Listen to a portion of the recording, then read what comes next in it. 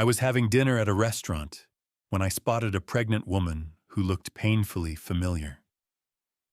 When she lifted her head, my heart froze. It was my daughter-in-law, the woman my son swore had abandoned him 8 months ago. The second she saw me, she rushed out of the restaurant. But when I followed and demanded the truth, what she told me revealed a secret I had been blind to for months. Thank you for being here and spending this moment with me. Before the story continues, drop a comment and tell me where you're watching from. I'd love to know who's joining this journey. Just a quick note.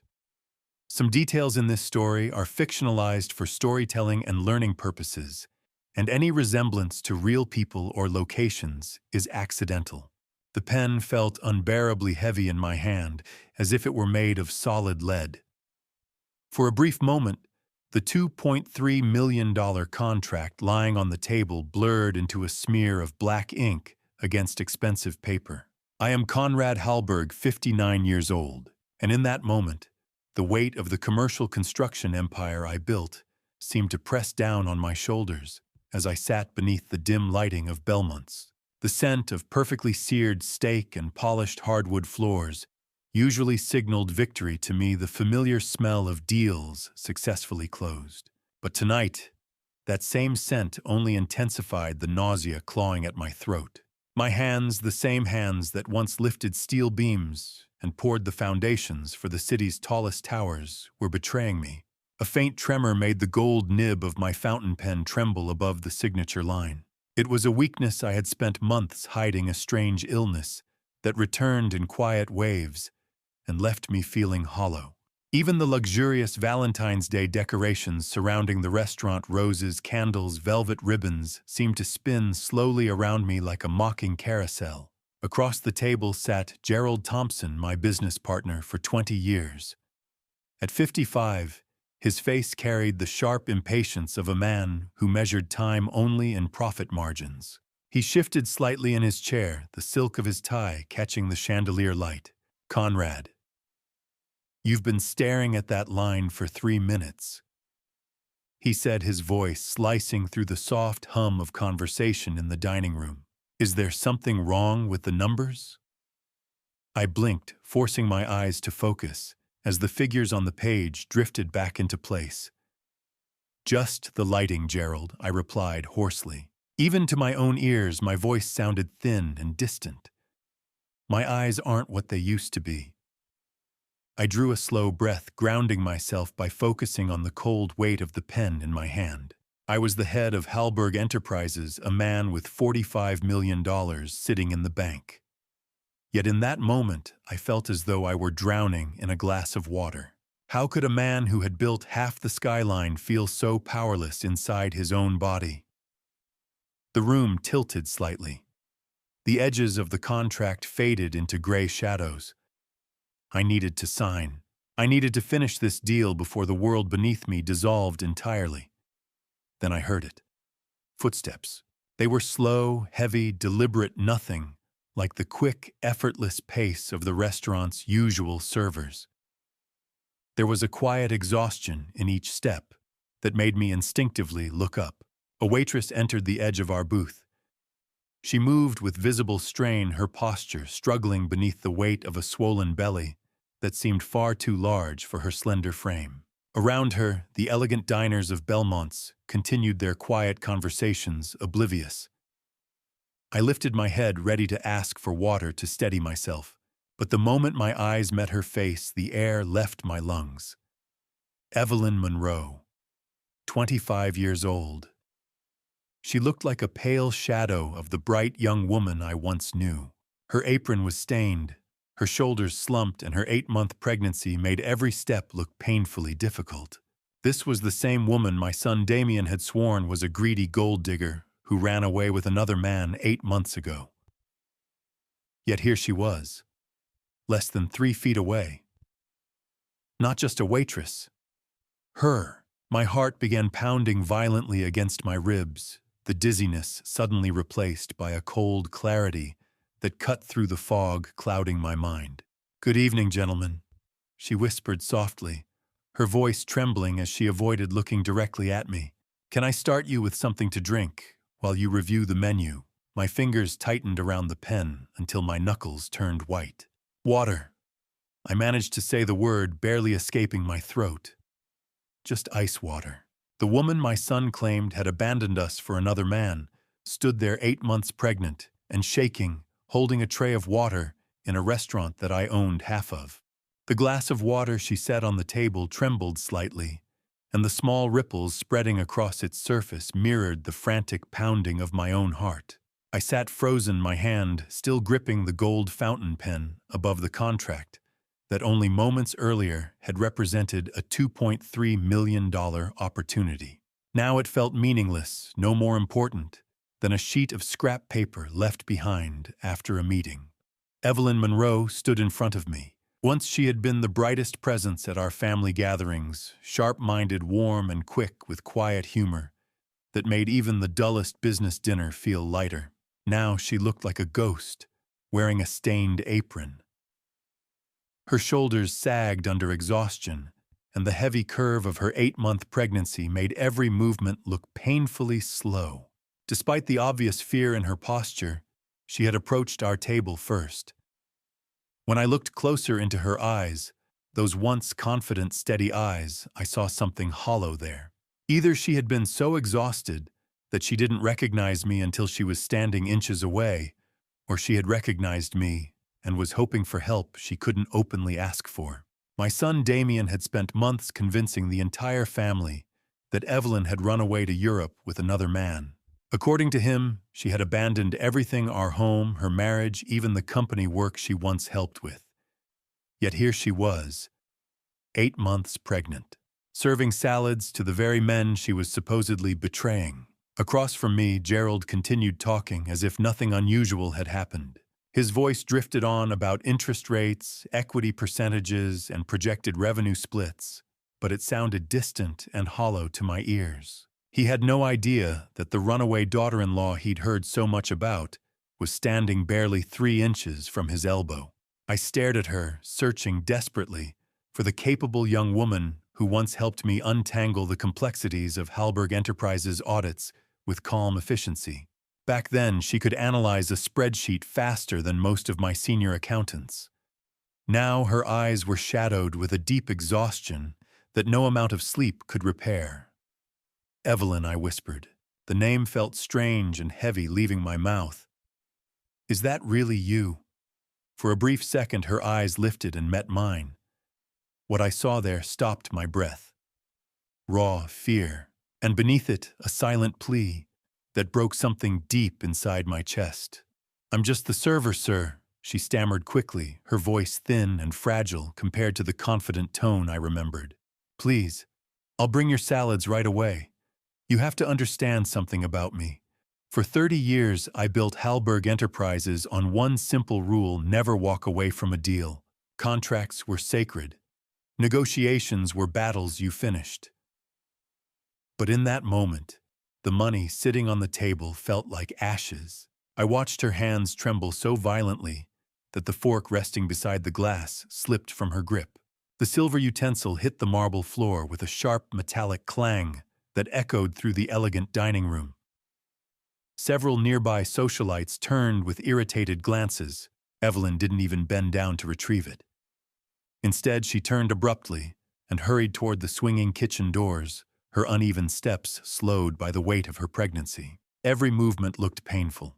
The sight of her struggling, her knuckles pale as she clutched the serving tray, ignited a sudden surge of protective anger that burned away the last traces of dizziness in my head. "Conrad, for God's sake," Gerald snapped suddenly. He had finally noticed the look on my face. "You look like you've seen a ghost. Are you having another one of your episodes? We need to finish this. Look at the numbers, Conrad." His voice sounded impatient, almost irritated. I glanced down briefly at the $2, $3 million contract. Then I looked back toward the kitchen doors where Evelyn had disappeared. In my mind, she looked like a wounded bird, trying to escape a hurricane surrounded by crystal chandeliers, expensive suits, and people who would judge her without ever knowing the truth. "I think I just did see a ghost, Gerald," I said quietly. but my voice carried a sharp clarity that surprised even me. "Stay here. Don't follow me." Before he could respond, I pushed my chair back and stood. With one firm motion, I shoved the thick stack of contract papers aside. The heavy document slid across the polished table, nearly falling off the edge. Gerald protested immediately, his voice rising in frustration. "Conrad, what the hell are you doing?" I ignored him. I also ignored the shocked voice of the restaurant manager calling out Mr. Hallberg from across the dining room. For the first time in 30 years of business dinners, I crossed the invisible line that separated Belmont's elegant dining area from its working kitchen. I pushed through the swinging doors. Instantly, the perfume and polished luxury of the dining room vanished, replaced by a blast of humid heat, the sharp smell of oil and steel. And I kept walking, because I was determined to catch the woman my own son had already left for dead. The swinging doors slammed against the wall with a sharp bang, instantly replacing the elegant fragrance of lilies and expensive wine with a wave of humid heat and the harsh sting of industrial cleaning chemicals. I stepped straight into the heart of the kitchen, the noisy, chaotic engine hidden behind Belmont's polished dining room. My Italian loafers slid slightly against the damp tile floor as I moved forward, ignoring the startled glances from the line cooks and the constant hiss of steam pouring from an industrial dishwasher. Tony, the head chef, noticed me immediately. At 37, he ruled this kitchen like a general commanding his battlefield, fiercely protective of every burner and prep station. But the moment he saw the look on my face, he instinctively stepped back. His mouth opened as if to protest the intrusion. "Out of the way, Tony," I growled before he could say a word. "I'm not here for a health inspection." My eyes swept across the stainless steel jungle of counters, cutting through the noise of shouted orders and the clanging rhythm of pans. The chaos of the kitchen blurred into the background as I searched for only one person. Then I saw her. In the dim corner beside the prep station, Evelyn stood hunched over her face, buried in her trembling hands. The sight of her hit me harder than I expected. Even from a distance, the toll of her situation was painfully clear. A woman 8 months pregnant should never have been standing for hours on a slick kitchen floor while stoves roared like open furnaces around her. And yet, she had chosen this place, one of the most exclusive restaurants in the city, to disappear. It was a desperate, brilliant gamble. She had hidden herself in the very last place my son would ever think to look. "Evelyn," I said, as I approached her, my voice lowering. "Look at me." When she lifted her head, I softened my tone even further. "This ends now." She flinched violently, as if my voice had struck her. Her eyes darted around the busy kitchen with the frantic alertness of a trapped bird. Without a word, she grabbed my arm and pulled me away from the noise toward a narrow hallway near the dry storage room. The hallway was dim and cramped. The air smelled of burnt garlic grease and overheated metal. The sounds of the kitchen continued behind the wall, but they felt distant now. I looked down at her hand, gripping the sleeve of my suit jacket. Her fingers dug into the fabric with a strength fueled by pure adrenaline. And then I saw it clearly. It wasn't just fear in her eyes. It was absolute certainty, a deep, bone-level conviction that my son was the villain in her story. "Damien told everyone you ran away with another man," I said quietly. The words tasted bitter in my mouth. "He told the family you were gone, Evelyn, that you took everything and disappeared." She let out a broken sound that was half laugh and half sob. "He'll take him, Conrad," she whispered. Her breathing came fast and uneven. "If Damien finds out about the baby, he'll take him from me. I'll never see my son again." Her voice barely rose above the roar of the kitchen behind us. Slowly, painfully, she explained what had really happened. Damien hadn't simply driven her away. He had threatened something far worse. He had planned to have her declared mentally unstable, unfit to care for her own child, so he could take custody of the baby and secure the Hallberg family inheritance line. My own son had turned the legacy I spent my life building into a weapon. I stood completely still, one hand resting against the cold surface of a stainless steel counter to steady myself. The metal felt icy against my palm. For a moment, the entire foundation of my world seemed to collapse beneath me. He didn't want a family. He wanted leverage. A bargaining chip. "Please," Evelyn whispered suddenly. Her breathing was uneven, almost desperate now. "If you ever cared about me the way you said you did. If you ever loved me like a daughter." Her eyes lifted toward mine, filled with raw fear. "Don't let Damien know I'm alive." The hallway fell silent except for the sound of her breathing. I looked at her for a long moment. Then my eyes drifted toward the kitchen doors behind us, and in that instant, I realized something terrifying. Every second we stood there, the monster I had raised might only be a few steps away on the other side of that door. Gerald's voice calling my name from the dining room dragged me back to a reality that suddenly meant nothing to me. I didn't bother turning around to face the $2 million contract or the stunned look that must have been spreading across my partner's face.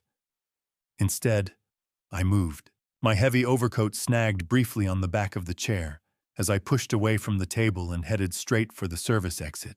The shift from the quiet luxury of the dining room to the chaos of the kitchen hit me like a physical jolt. One moment I was surrounded by crystal glasses and soft conversation. The next, I was charging through the back of the restaurant, where cooks shouted orders and metal pans clanged against hot burners. Line cooks jumped aside as I passed, scattering like startled pigeons. Howard Bell, the restaurant manager, stepped directly into my path. At 41, he carried himself with the permanent arrogance of a man who enjoyed exercising authority over people he believed were beneath him. "Mr. Hallberg, sir, you can't be back here," he began, his tone slick with forced politeness. I didn't slow down. My shoulder clipped his chest just hard enough to knock him sideways into a stainless steel prep table. "Save it for the lawyers, Gerald," I shouted back toward the dining room as I kept moving. The heavy metal service door slammed behind me with a loud clang.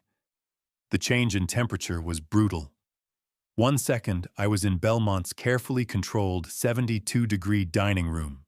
The next, I stepped into the freezing Philadelphia night. The 28-degree winter air struck my face like a wall of ice. My lungs burned the moment I inhaled the warm scent of steak and wine, replaced instantly by the sharp stink of garbage-wet cardboard and old exhaust. Technically, I had just destroyed the most important negotiation of the quarter. Gerald had spent months arranging that $2 million deal, but standing there in the biting wind, the money suddenly felt like meaningless paper. For 30 years, Conrad Hallberg was known as the man who never left a table until the contract was signed and the ink dried. Tonight, I was something else entirely. Tonight, I was just a man chasing a ghost through the cold. A painful thought cut through my mind like broken glass. How many nights had I sat inside that restaurant, eating $500 steaks, while the woman carrying my grandson might have been standing in a soup kitchen line just to survive? The idea lodged in my throat like a shard of metal. I looked down the length of the narrow alley stretching behind the restaurant. The place was dim lit only by a flickering security lamp halfway down the brick wall. Then I saw her, a small figure crouched in the shadows beside a rusted dumpster. Evelyn. She was pressed against the damp brick wall, her thin waitress uniform doing nothing to protect her from the winter cold. Her shoulders shook violently, and both hands were wrapped tightly around her swollen belly as she struggled to breathe. "Evelyn, stop you," I called out quickly, stepping forward into the weak yellow glow of the security light. "Please, I'm not here to hurt you." My voice cracked despite my effort to keep it steady. She looked up slowly. The sight of her nearly stopped my heart. Her lips had turned faintly blue, and her teeth chattered uncontrollably from the cold. "Mr. Hallberg," she whispered hoarsely. Her breath came out in short, frozen bursts. "You shouldn't have followed me." She shook her head weakly. "If he finds out, you don't understand what he'll do." The lies Damien had fed me for months suddenly felt heavier than ever. They didn't just hide the truth. They had teeth. "Evelyn, look at me," I said firmly, stepping a little closer, but raising my hands so she could see I meant no harm. "Why are you out here? Why did Damien tell everyone you ran away?" She let out a hollow, broken sob that sounded like glass shattering. "He didn't just chase me away," she whispered bitterly. "He told the owners here, he told Howard, that I was a thief." Her voice shook with humiliation. "He said I stole from the family." Her eyes dropped toward the ground. "He wanted them watching me, even here. He wanted to make sure I had nowhere left to go."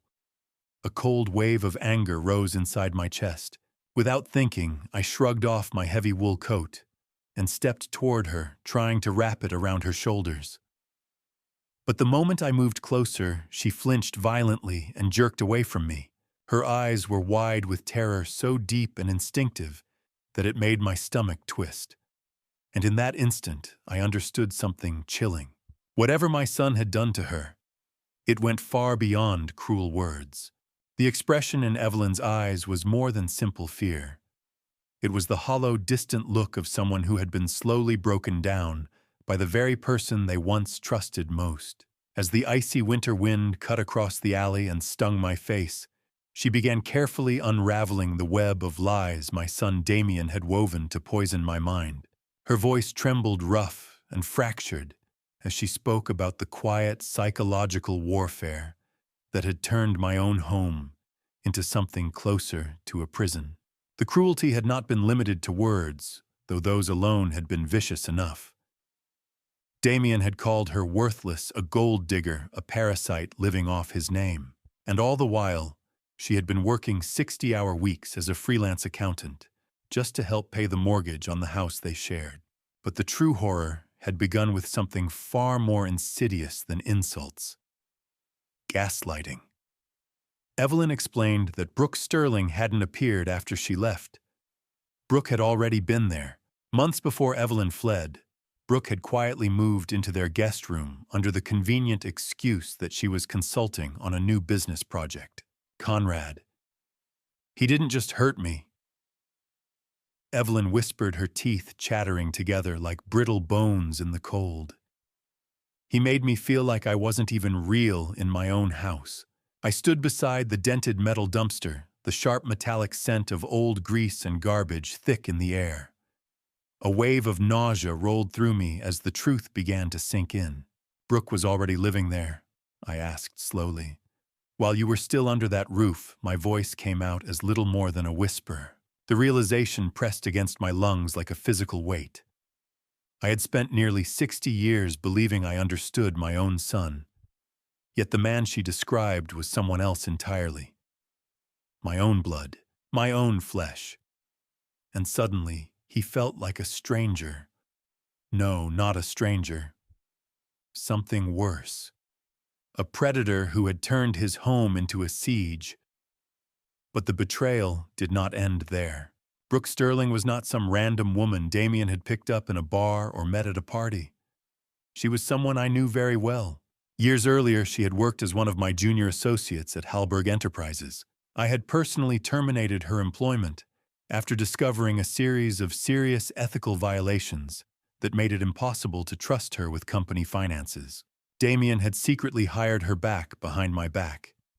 He had willingly invited the wolf into his own house, and Evelyn had been the prey. She described a nightmare so cruel it almost sounded unreal. Brooke had begun wearing Evelyn's clothes while Evelyn was still living in the house. She wore her jewelry, sat in her kitchen, and moved through her home as if she already owned it. Meanwhile, Damien encouraged the humiliation. The two of them would sit at the dining room table laughing together, speaking openly about their future, as if Evelyn were nothing more than a ghost lingering in the room. "She wore my anniversary dress," Evelyn whispered, clutching her swollen belly with white-knuckled hands. "She wore it to dinner in our own house." My jaw tightened as anger spread slowly through my chest, and Damien allowed that I asked quietly. "He actually encouraged it. The rage inside me felt cold and sharp, not explosive. What they had done went far beyond an affair. It was a deliberate, calculated destruction of Evelyn's dignity, a slow-motion execution of her spirit. Each piece of her story stripped away another layer of respect I once held for the legacy I believed I had built. My son had used my money, my name, and my resources to orchestrate a private war inside his own home, while I remained busy expanding Hallberg Enterprises. I had been too focused on building skyscrapers to notice the cracks forming in my own foundation. I reached out instinctively, trying to steady her as the wind whipped through the alley. Compared to the fire burning in my chest, the cold felt distant. Then Evelyn suddenly froze. Her body stiffened as she glanced past my shoulder toward the restaurant door. Fresh panic flooded her face. Her voice dropped to a frightened whisper. But Conrad, Brooke wasn't only there for the money. Her wide eyes held a new level of fear. She brought powders with her, Evelyn said quietly. She told Damien they would help you retire early. A cold sweat broke across the back of my neck, and it had nothing to do with the biting February wind. The moment Evelyn whispered the word powders, something inside my mind snapped into terrifying focus.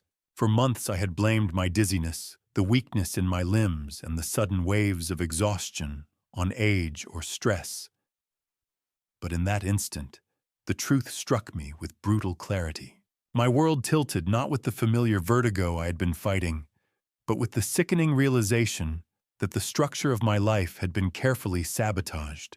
The spells, the fatigue, the unexplained trembling, they were never natural. They were deliberate. Evelyn's quiet revelation confirmed what my instincts were now screaming. Someone had been poisoning me, and the monster behind it was my own son. I reached out instinctively to steady Evelyn as the shock settled over me, but before my hands could grasp her shoulders, her knees gave way. She collapsed onto the snow-dusted gravel of the alley, clutching her stomach and gasping for air. The winter cold, the strain of pregnancy, and the sheer weight of fear had finally drained the last of her strength. "Evelyn, stay with me, look at me," I shouted, my voice echoing violently off the brick walls behind Belmont's. The sound rang out like a gunshot in the silent alley. At that moment, I didn't care who heard me. I didn't care about the $2 million contract waiting on the dining room table. None of it mattered anymore. My hands shook as I grabbed my phone. "Henry, bring the car around to the service gate." Now I barked into the receiver. My driver Henry had been with me for nearly 15 years. At 46, he had driven me through economic booms, construction disasters, and even the ugly divorce that nearly tore my life apart. When he heard my voice, he didn't ask questions. Within seconds, I heard tires screeching against the frozen pavement as he swung the car toward the alley entrance. My grandson was inside Evelyn's womb, my future. My bloodline was fading in the cold night air while I stood there powerless. The realization hit me harder than any business loss I had ever endured. I lifted Evelyn from the ground, shocked at how light she felt beneath the weight of her pregnancy. Carefully, I carried her to the car and laid her across the leather back seat. The contrast between the luxury of the vehicle and the thin, stained fabric of her waitress uniform made my stomach twist with shame. Henry accelerated the moment the doors slammed shut. The car shot through the icy Philadelphia streets, ignoring red lights and the angry horns of other drivers. I sat beside Evelyn, gripping her cold hand, while her pulse fluttered weakly against my fingers. Her skin was pale and clammy as she drifted in and out of consciousness. Outside the window, the lights of the city stretched into blurred ribbons of neon as we raced through the night. 8 months. For 8 months, a clock had been ticking behind my back. Every beat of my heart felt like another second lost. "Don't you dare close your eyes, Evelyn," I whispered, leaning closer so she could hear me. "Your son needs you. And I need you." Her eyelids fluttered open briefly. Pain clouded her gaze as she struggled to speak. Mr. Hallberg, the powders, she murmured weakly. He puts them in the morning. Your coffee. Her voice was barely louder than the engine roaring beneath us. Through broken sentences, she explained that Brooke had bragged about buying the chemicals from an industrial supplier. Brooke believed Evelyn had been too broken, too frightened to remember the details. But Evelyn had remembered. And now those details were saving my life. The moment we arrived, the automatic doors of Penn Medicine's emergency department slid open with a mechanical hiss. The sterile scent of antiseptic and polished floors rushed toward us. I didn't wait for a stretcher. I lifted Evelyn in my arms and carried her inside under the harsh glare of fluorescent lights, shouting for help, until a swarm of doctors and nurses rushed toward us. Hands pulled her away from me, guiding her onto a gurney and wheeling her into the blinding corridors beyond. And just like that, she disappeared into the cold, sterile unknown. The sharp smell of hospital antiseptic clung to the air, but it couldn't overpower the metallic taste of fear lingering in my mouth. I stood in the Penn Medicine waiting room, staring at the dark stain of blood across the sleeve of my $3,000 suit. The contrast made my stomach tighten. I paced the linoleum floor, the steady squeak of rubber soles from passing nurses echoing in my ears like a ticking clock. An intake nurse quietly explained something that struck me harder than any accusation could have. Evelyn had come to this hospital months earlier. She had made it as far as the lobby before panic forced her to leave. She recognized one of Damien's business associates sitting near the reception desk and fled before anyone could examine her. The thought hit me like a blow. While I was busy finalizing multi-million-dollar construction contracts across the city, she had been living like a hunted fugitive only a few miles away. A door opened at the far end of the waiting room. Dr. Catherine Mills stepped into the fluorescent light. She was a 53-year-old OB-GYN, whose tired eyes carried the quiet gravity of someone who had witnessed far too many tragedies. Is he okay? I asked, my voice cracking as the words left my throat. She exhaled slowly before answering, her expression softening just enough to calm the storm inside my chest. He's strong, Mr. Hallberg. A real fighter, she said. But his mother is dangerously depleted. Severe dehydration, stage 1 anemia, and extreme exhaustion. She hasn't had a proper meal in days. The words struck like a physical blow. My grandson was stable, miraculously so. Yet the doctor's explanation made it clear that the child was surviving at the expense of his mother's strength. The realization left me hollow. I had spent 3 decades raising skyscrapers from steel and glass, yet somehow I had failed to build even the simplest shelter of safety for my own family. How could a man who shaped city skylines overlook the collapse happening inside his own home? For years, I had poured concrete and iron into towers reaching the clouds. Meanwhile, the foundation of my own bloodline had been quietly crumbling in the forgotten corners of North Philadelphia. I refused to leave Evelyn in a public hospital ward where Damien or anyone connected to him might find her. Using every ounce of influence I possessed, I arranged for her discharge under a false name. Once the paperwork was complete, I called Henry. We're using the service elevator, I told him quietly, as we guided Evelyn through the quiet, dim corridors behind the hospital. No one sees her leave. The ride back into the city blurred past in streaks of neon and regret. I took her directly to the Regency, a luxury hotel that typically hosted visiting diplomats and billionaire executives. The presidential suite on the 40th floor cost $5,000 per night. Tonight, it felt like a bargain. I secured the entire floor under a temporary maintenance lockout, ensuring that no guests or staff could approach the hallway. In a city filled with millions of people, Evelyn had effectively become invisible inside one of its most famous buildings. When she finally fell asleep beneath the high thread count sheets, the tension slowly drained from her pale face. The soft hum of the suite's ventilation system filled the room while the city lights flickered beyond the tall windows. From 40 floors above the street, Philadelphia looked peaceful at 2 in the morning. "You're safe now, Evelyn," I murmured quietly as I adjusted the silk duvet around her shoulders. "I promise you." I sank into a velvet armchair nearby, my body heavy with exhaustion.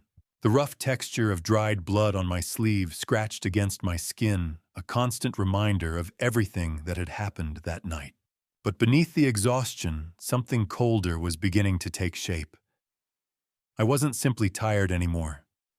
I was a man who had finally seen the blueprint of his own son's betrayal. As I watched the slow rise and fall of Evelyn's breathing, my phone vibrated in my pocket. I pulled it out and read the message. It was from Damien. He asked casually if I had recovered from my dizzy spell yet. The message wasn't concern. It was a quiet check on the progress of his plan, his slow execution, while I sat here holding the shattered lives he had left behind. The morning sun struck the glass towers of Philadelphia with a harsh, almost surgical brightness as I prepared for a confrontation I had never imagined facing. I didn't call ahead. Instead, I stood outside Damien's sleek, glass-walled penthouse and leaned heavily against the doorbell. The sharp buzz echoed inside the apartment, matching the steady, cold rhythm pounding in my chest. After a moment, the door swung open. Damien Hallberg, my son, 35 years old, stood there wrapped in a designer silk robe, holding a small porcelain cup of espresso. He looked less concerned by my presence than mildly annoyed, as though I had interrupted something far more important than family. "Dad," he said casually, raising an eyebrow, "what are you doing here?" His eyes swept over me with thinly disguised judgment. "You look terrible. Did you have another one of your episodes?" He added, his tone smooth and patronizing. "You're pale, Conrad. Maybe you should be home with a nurse instead of wandering around the city." The familiar manipulation in his voice was unmistakable. For months he had planted those subtle comments, small, poisonous suggestions, meant to make me question my own health and judgment. The dizzy spells he kept referencing had become his favorite weapon. "I'm here to find out exactly when your soul became as hollow as this apartment," I said quietly. Before he could respond, I stepped past him into the penthouse. The interior looked like a showroom for sterile wealth. White marble floors gleamed beneath towering windows that framed the Philadelphia skyline. Every surface was polished and immaculate, yet the place felt strangely lifeless, as if no real warmth had ever existed inside its walls. My eyes immediately caught small details scattered across the room. 2 espresso cups sat on the kitchen island. Near the sofa, a pair of elegant silk heels had been carelessly discarded. The bitter scent of fresh espresso lingered heavily in the air, a smell I usually enjoyed. But now it twisted my stomach as Evelyn's warning about the powders echoed in my mind. I studied my surroundings in silence. How does a father stand in front of the child he raised and suddenly realize he's looking at a predator? For 30 years, I had built an empire based on solid foundations, steel, Hallberg, and careful planning. Yet the man standing behind me had been constructed on something far less stable. Shifting sand. Stolen lives. A quiet movement drew my attention toward the sofa. Brooke Sterling sat there reclining comfortably in a silk robe I recognized instantly. Evelyn's robe. Brooke was 32 now, though I remembered her from years earlier when she worked briefly at Hallberg Enterprises. She had been a junior associate until I personally fired her for falsifying expense reports and manipulating financial records. Now she lounged in my daughter-in-law's home as if she owned it.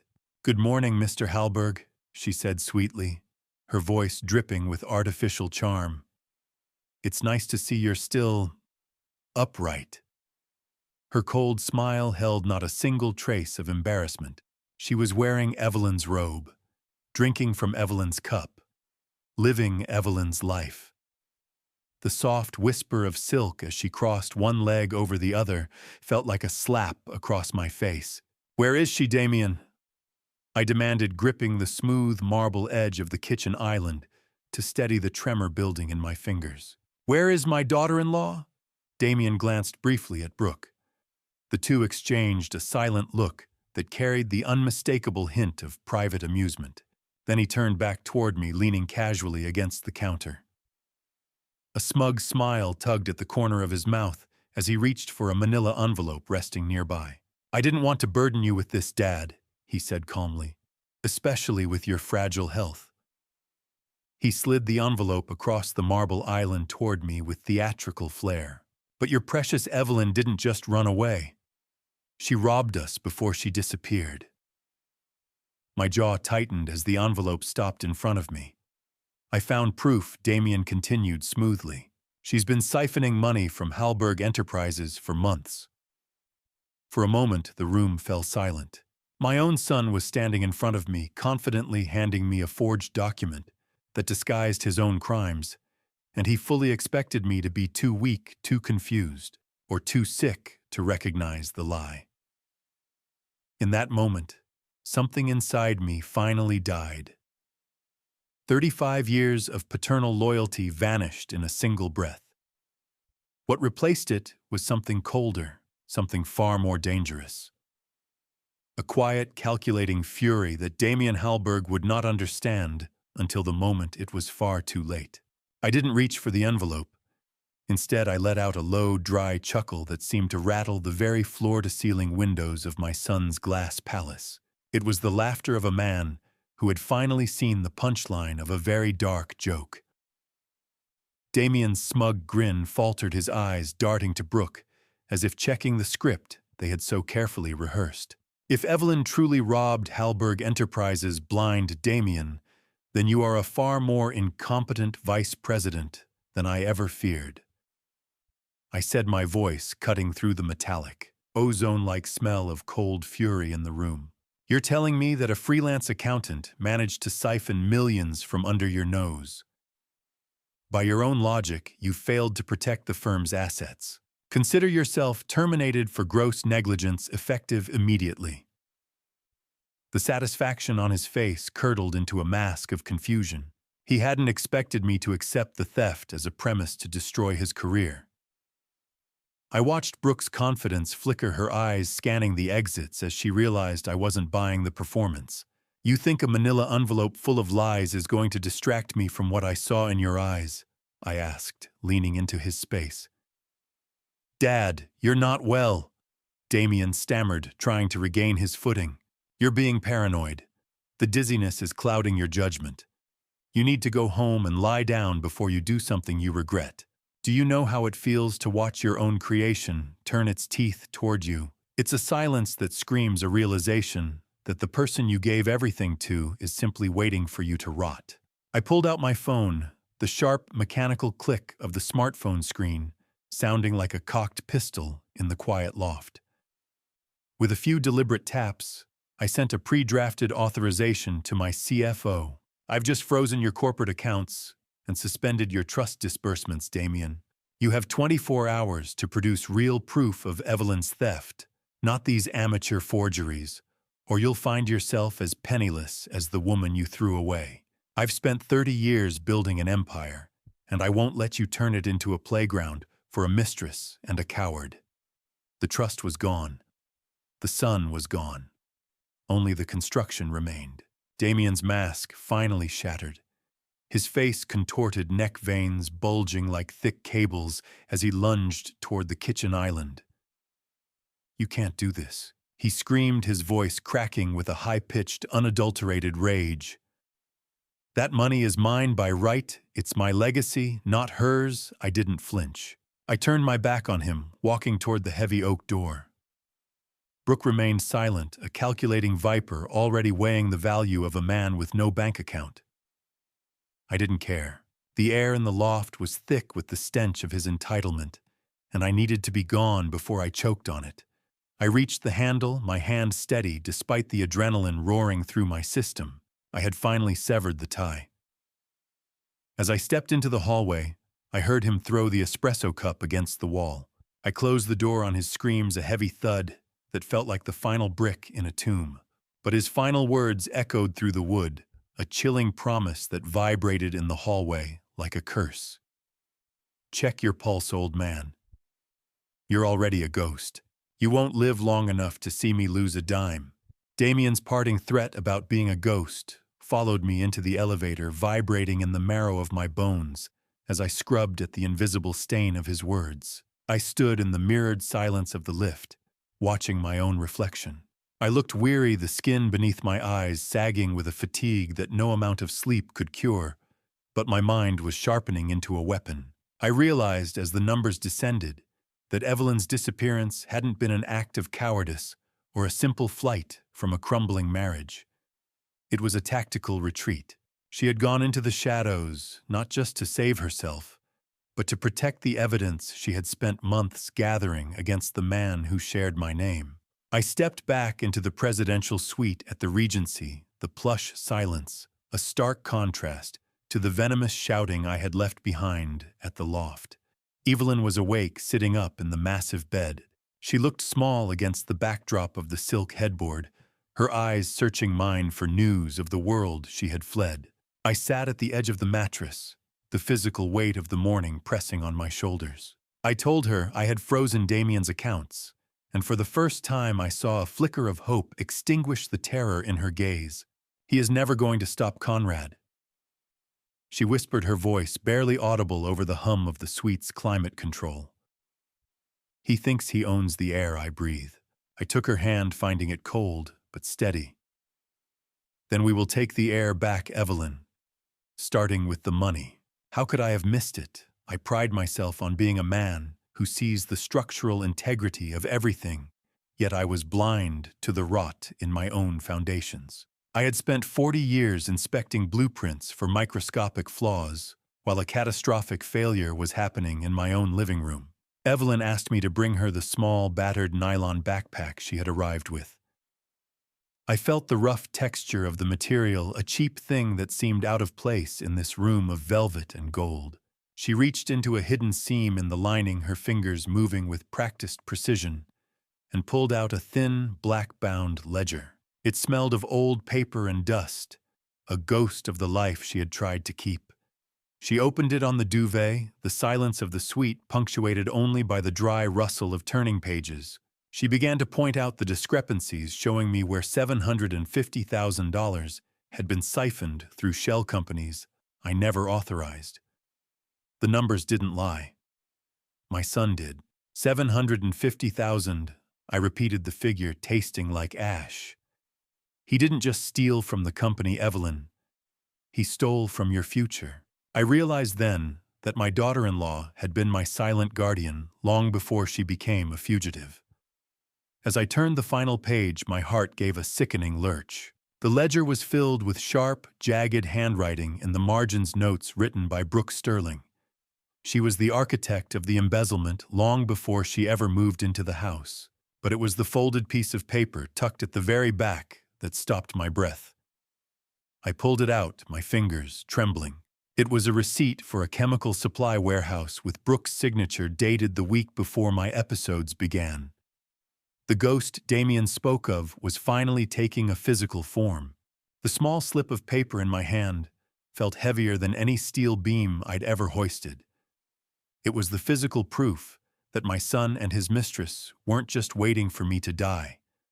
They were helping the process along. I stared at the chemical warehouse receipt, my vision blurring at the edges. Evelyn sat at the edge of the Regency's bed, her voice a hollow whisper as she finally unburdened herself of the secret that had nearly killed her.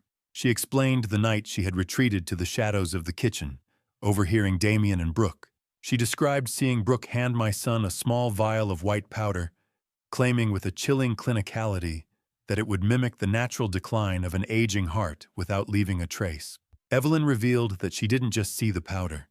She had actually attempted to swap the original vial for powdered sugar, once hoping to buy time. But Brooke was too sharp. She noticed the texture was wrong within hours, and that discovery had triggered the final, terrifying confrontation that forced Evelyn to flee for her life. Conrad. They called it the inheritance accelerator. She whispered, her eyes fixed on the floor. They laughed about it while they brewed your tea. The nauseating clarity of her words hit me harder than any physical blow. My own son, the boy I had taught to build and to lead, was stirring my own grave into my morning cup every single day. The metallic taste in my mouth, the one I had dismissed as a side effect of stress, was the flavor of my only child's betrayal. Is there a word for the moment you realize the person you'd give your life for is actively trying to take it? I looked at my hands, the hands that had founded an empire, and saw them trembling with a cold, clinical rage. I couldn't be a victim anymore. I had to become a hunter. I contacted Dr. Alan Fisher, a 58-year-old toxicologist with a clinical detachment that hid a fierce loyalty, and met him at the side entrance of his private lab. I drove myself across the city, avoiding Henry to ensure my movements left no footprint. The muffled, echoing silence of the empty lab was a sanctuary as Alan prepared the equipment. "Conrad, you look gray," he said, his voice grave. "If what you suspect is true, we don't have much time." I didn't offer an explanation. I simply rolled up my sleeve. The sharp, stinging scent of rubbing alcohol filled the air, followed by the cold, biting pressure of the tourniquet. The needle didn't hurt. The truth did. As the needle entered my vein, I felt a strange sense of empowerment. I was gathering the ammunition I needed to dismantle their glass-walled fortress. The dark, sluggish blood began to fill the vial, a physical manifestation of the poison that had been clouding my judgment and sapping my strength. I watched the liquid rise, focused on the mission ahead. Alan paused, his brow furrowing as he noticed dark, ugly bruising along my forearm marks I couldn't explain. He traced them with a gloved finger, a sign that the toxins were already causing internal damage. "Doctor," Fisher looked at the dark, sluggish blood filling the vial and whispered, "Conrad, if this is what I think it is, you shouldn't even be standing." I didn't answer him. I couldn't. I just stood there, a dying man, finally finding the strength to finish a war he never wanted. The ghost of Alan's warning stayed in the passenger seat, with me, a cold passenger that made every breath feel like a borrowed gift I was forced to fight for. I left the private lab behind my arm, still throbbing where the needle had drawn out my dark, sluggish blood. As I drove toward Old City, a sickening pattern began to emerge in my mind. I realized that my most debilitating dizzy spells were never random. They were meticulously timed, always striking just hours before a major company board meeting. While I was collapsed in my study, gasping for air, Damien was standing in the boardroom as my proxy, authorizing the very shell company transfers that had drained my legacy. I arrived at a nondescript office far from the polished glass and steel of Halberg Enterprises. Rebecca Sinclair, a 48-year-old forensic accountant with a mind like a razor and a reputation for finding money in places it had no right to be, didn't even offer me a hand to shake. She pointed to a chair, her eyes already scanning the ledger Evelyn had saved. "I want every penny tracked, Rebecca," I told her, the blue glow of the monitor reflecting in my tired eyes. "I want to see the blood on the trail." She didn't look up, her fingers creating a rhythmic, annoying clicking on the keyboard that filled the small, stale-smelling room. "This isn't just theft, Conrad," she whispered. "This is a systematic erasure of corporate assets. How do you rebuild a foundation? When you're the one who let the rot in, I was the architect of my own ruin, a man who built monuments, but couldn't see the termite at the base." The silence in the room was heavy with the weight of 30 years of trust being ground into dust. Rebecca suddenly paused, her screen flashing with red flags. She pointed to two names on the payroll, Leo Grant and Marcus Thorne. Both had been terminated for gross negligence 6 months ago. She cross-referenced their login IDs with the siphon transactions, proving that Damien had used their credentials to move $750,000 while they were out on site visits. I felt physically ill. I had looked into those boys' eyes and called them thieves while my own son was the one holding the knife. Leo had a toddler. Marcus had a mortgage. My son had Brooke. I had signed their termination papers personally, believing the proof Damien had manufactured. The guilt was a suffocating pressure in my chest. "He used them," Conrad, Rebecca said, her voice a clinical blade. They were the sacrificial lambs for his offshore accounts. I stared at the screen, my clinical fury mounting, as she uncovered the final layer of the shell company registration. They weren't just in Damien's name. They were registered under Brooke Sterling's maiden name. She was the primary beneficiary, the puppet master pulling the strings of my son's greed. Rebecca looked up from her screen, her face turning a ghastly shade of pale as she leaned closer to the monitor. "Conrad, it's worse than the money," she whispered, the hum of the computer fans suddenly sounding like a roar in the small office. "Look at the insurance policy amendment Damien filed last month. He didn't just want the company. He was betting on my death." I stared at the insurance amendment until the numbers seemed to sear themselves into my vision. The figures blurred and sharpened again, as if my mind refused to accept what they meant. It wasn't merely paperwork. It was a death warrant, one arranged by my own son and wrapped neatly in corporate language. The dry, papery smell of the documents inside Rebecca's office carried the stale scent of dust and archives, like the air inside a tomb. It wasn't just a simple change in policy. Damien had accessed the biometric login on my tablet while I was unconscious during one of my so-called recovery naps. Drugged, weak, and unaware, I had unknowingly provided the final piece he needed. My digital signature had been forged perfectly. With it, Damien had amended my insurance policy, increasing the accidental death rider to an obscene $10 million. "10 million, Rebecca?" I asked slowly. My voice sounded rough, like two Hallbergs grinding together. He couldn't even wait for nature to finish the job. Rebecca didn't lift her eyes from the glow of her monitor. The pale light from the screen made her face look even more drained. "He's not waiting for nature, Conrad," she replied quietly. "He's speeding up the timeline." Her words landed with brutal precision. The amendment had been filed at exactly the same time. My dizzy spells began the same weeks when my strength started failing, and the unexplained weakness crept into my body. The connection was undeniable now. My death wasn't some vague possibility hanging in the future. It had become a scheduled financial event, a transaction. Something hollow and cold settled inside my chest, where paternal pride had once lived. The boy I had raised, the one I taught to swing a hammer, measure angles, and understand the value of structure, no longer saw me as a father. To him, I was a depreciating asset, something to be liquidated. I left Rebecca's office feeling as if I were walking through water thick as cement. Each step felt heavy, dragged down by the weight of those insurance papers and the truth behind them. Outside, the Philadelphia skyline stretched upward in hard lines of glass and steel. For 3 decades, I had helped shape that skyline. Now it looked less like a city and more like a row of jagged teeth waiting to snap shut. By the time I returned to the Regency Hotel, exhaustion had settled into my bones. But beneath that exhaustion was a steady, dangerous resolve. I needed to see Evelyn. I needed to see the only thing left that still felt honest inside the wreckage of the Hallberg legacy. The presidential suite was quiet when I entered. The soft hum of the air conditioning system filled the room with a steady rhythm. Evelyn lay resting beneath the blankets, the fear that once haunted her expression beginning to fade under the safety of the locked floor. I sat beside the bed and opened a book from the nightstand. My voice, low and rough, filled the silent room as I read aloud. It was a simple story, nothing remarkable. But as I spoke, I rested my hand gently against Evelyn's stomach through the soft cotton of her robe. Then it happened. A sudden, sharp movement struck the center of my palm. I froze, my breath caught in my throat.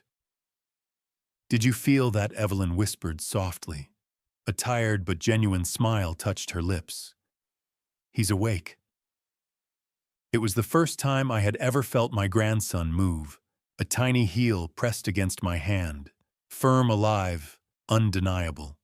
In that moment, it felt stronger than the concrete foundations I had poured for any skyscraper. "Hello there, Owen," I murmured quietly. Saying the name felt like making a sacred promise. "Your grandpa isn't going anywhere. I swear that." How could something so small, a child's movement beneath my hand, shatter decades of corporate cynicism? In that instant, my fight for survival changed. It was no longer about pride or revenge. It was about protection. I noticed that Owen kicked harder whenever I spoke. Somehow, even before he was born, he recognized the voice of the man who would stand between him and the monster I had created. As I watched Evelyn's peaceful face resting on the pillow, I understood something clearly. I couldn't simply defend myself anymore. It was time to let the arsenic appear to do its work. Damien believed I was slowly fading, so I would become exactly what he expected. A ghost. The shrill ring of my phone cut through the heavy, artificial silence of the house, pulling me away from a moment of hollow contemplation. I gripped the edge of my mahogany desk as Dr. Fisher's voice crackled through the line, each syllable acting like a sledgehammer against the last remnants of my denial. "It is arsenic, Conrad Allen," said his clinical tone failing to hide the underlying tremor of alarm. "A high-purity industrial grade. Whoever is doing this knows exactly how to keep you just on the edge of death without crossing the line too soon." He explained that the small repeated doses over the last 6 months were responsible for the dizziness and the internal spells that had made me feel like a failing machine. I sat in my study staring at my own gray, sunken face in the polished wood of the desk. I discovered that the fortified tea Damien had been bringing me every morning wasn't just laced with poison. It was infused with a specific sedative designed to cloud my judgment, making me more susceptible to his financial suggestions. The betrayal was complete. "Then they have made a mistake, Alan." I replied, my voice a cold, dispassionate rasp. "They left me enough life to bury them." There was no more grief in me, only the clinical necessity of a counterattack. I had to be a ghost before I could be a judge. I was the architect of a building that had been rigged with explosives, but I was the only one who knew where the detonator was hidden. I began the secret medical protocol. Alan had provided a series of chelating agents to flush the rot from my system. I spent the afternoon clearing out my medicine cabinet, hiding the antidote inside my daily vitamin bottles. The first detox pill had a bitter, chalky taste that I welcomed like a benediction. Every time I took my medicine in front of the household staff, or my son, I would actually be healing while they watched me fade. How much does a soul cost? Apparently for Damien, it was the price of a $10 million insurance rider.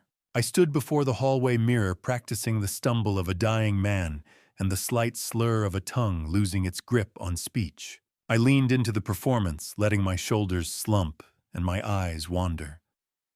I had to lure Damien into a final arrogant blunder by becoming exactly what he expected. I realized that by acting sicker than I truly was, I could force him to accelerate his crimes. He was greedy, and greed makes men sloppy when they think the finish line is in sight. I wanted him to rush to leave a hurried trail of digital breadcrumbs for the forensic accountants to find. I wanted him to think he was winning. I wanted him to believe the Hallberg legacy was ripe for the taking. The rhythmic mocking chime of the doorbell echoed through the house, signaling the arrival of the monster. My pulse quickened, but I forced my features into a mask of pathetic exhaustion. I heard his jaunty footsteps on the hardwood, a sound that used to bring me a father's joy, but now felt like a countdown. I slumped into my armchair in the study, letting my jaw go slightly slack and my hand tremble against the armrest as I prepared to welcome my only child into the room for our daily ritual of slow-motion murder. I let my arm hang limp over the side of the wingback chair, tracking the sound of Damien's footsteps as they crossed the hardwood. Each step a rhythmic reminder of the predator I had welcomed into my home. The sound of his jaunty gait used to bring me a father's simple joy, but today it felt like a countdown toward a confrontation I was finally ready to win. I kept my jaw slack and my eyes partially lidded, feigning the heavy lethargy of a man whose central nervous system was slowly being extinguished. As he entered the study, I noticed he wasn't just bringing me a tray. He was carrying a small cardboard box. Through my lashes, I watched him stop at the far wall, and calmly removed the framed photograph of my late wife and me at the Hallberg Enterprises groundbreaking ceremony. He placed it face down in the box with a clinical silence that chilled me more than the poison ever could. He was literally erasing my presence from the room while I was still drawing breath inside it. "You look tired today," Dad Damien said, his voice a smooth, practiced imitation of concern. "Have you been taking your supplements?" I let out a thin, shaky rasp, the sound of a hollowed-out man. "Everything feels so heavy, Damien," I whispered. "Like my blood is turning to lead." He offered me a thin smile that didn't reach his eyes and set the tray down on the mahogany table. I heard the delicate, mocking clink of the porcelain cups. The bitter, earthy scent of the poisoned Earl Grey rose from the steam, a fragrance that now signaled death instead of comfort. He pushed the cup with the chipped rim toward me, the one Evelyn had warned me about. Did he ever really love me? Or was I just a project to be completed, a structure to be demolished for the lot value? I watched the small white ring left by the cup on the polished wood, a permanent stain on my history. Damien turned toward the floor-to-ceiling windows, murmuring about a draft and reaching to close the heavy latch. It was the moment I had rehearsed in my mind 1,000 times. I moved with a silent, desperate speed that defied my supposed frailty, swapping our cups in a blurred motion that made my heart hammer against my ribs like a trapped bird. The heavy, humid weight of the silence after the swap was suffocating. When he turned back, my hand was already trembling as I reached for the handle of the safe cup. "Drink up, Conrad," he said, using my name with an arrogant familiarity that proved he already considered me a ghost. "It is a special blend Brooke found. Very restorative." I watched him take a deep, satisfied sip from the cup meant for me. He swallowed. He smiled. He signed his own confession with a sip. I felt a cold, dark satisfaction as the poison and the sedative meant for the father began its journey into the son. Because I had been secretly detoxing for days, I knew the inheritance accelerator would hit his clean system with the force of a freight train. "I hope it is as effective as you say," I murmured, watching the rim of his cup. As Damien stood to leave, he stumbled slightly, his hand catching the edge of the desk. His eyes glazed over for a fraction of a second, the first sign that the dose was already claiming its new host. I waited until the red taillights of Damien's Audi disappeared into the thin Philadelphia drizzle before reaching for my keys. The image of him stumbling earlier still replayed in my mind, like a quiet loop of justice. The arsenic and sedative that had been meant for me were now circulating through his own bloodstream. The irony of it all gave me a grim spark of strength, despite the exhaustion that still clung to my body. For the first time in months, my hands felt steady on the steering wheel as I drove through the rain-slick streets. The city lights blurred against the windshield as I made my way toward a parking garage tucked beneath a block near Independence Hall. The structure was a dim, concrete cavern where the air smelled of wet pavement and stale exhaust. Mark Sullivan was already waiting beside a plain, black sedan. At 50 years old, Mark carried the weathered look of a man who spent most of his life moving through the darker corners of the city. His face was lined by years of quiet observation, and he spoke only when necessary. I had retained him months earlier for a 6-figure fee, and he had delivered exactly what I paid for silence and results. He didn't greet me when I approached. I appreciated that. We were far past the need for polite conversation. Instead, he lifted a tablet in one hand. As the screen illuminated his face with a harsh blue glow, the truth became painfully clear. Brooke Sterling hadn't been careful at all. She had been arrogant. To hide her trail, she used a stolen identification card belonging to Marcus Thorne, a junior employee Damien had conveniently framed months earlier. Brooke assumed the false identity would bury her tracks. Instead, it created the exact mistake we needed. The digital signature used during the purchase didn't match the face captured by the store's security cameras. "Did you find it, Mark?" I asked quietly, my voice echoing against the low concrete ceiling of the garage. "Tell me she slipped." Mark tapped the tablet. She thought she was invisible, Conrad, he replied calmly. But everyone leaves a footprint somewhere.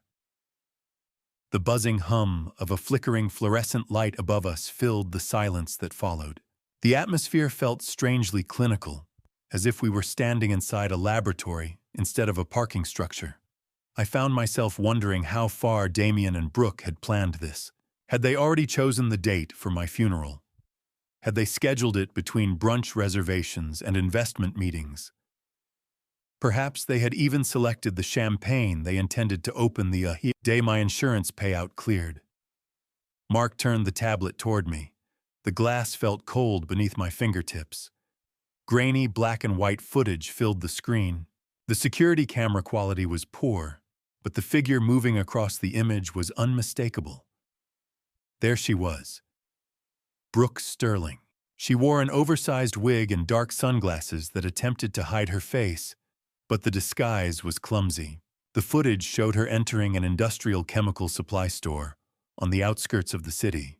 I watched as she signed an electronic pad to purchase a restricted batch of arsenic trioxide, the exact compound, slowly draining the strength from my body over the past 8 months. She smiled politely at the store clerk.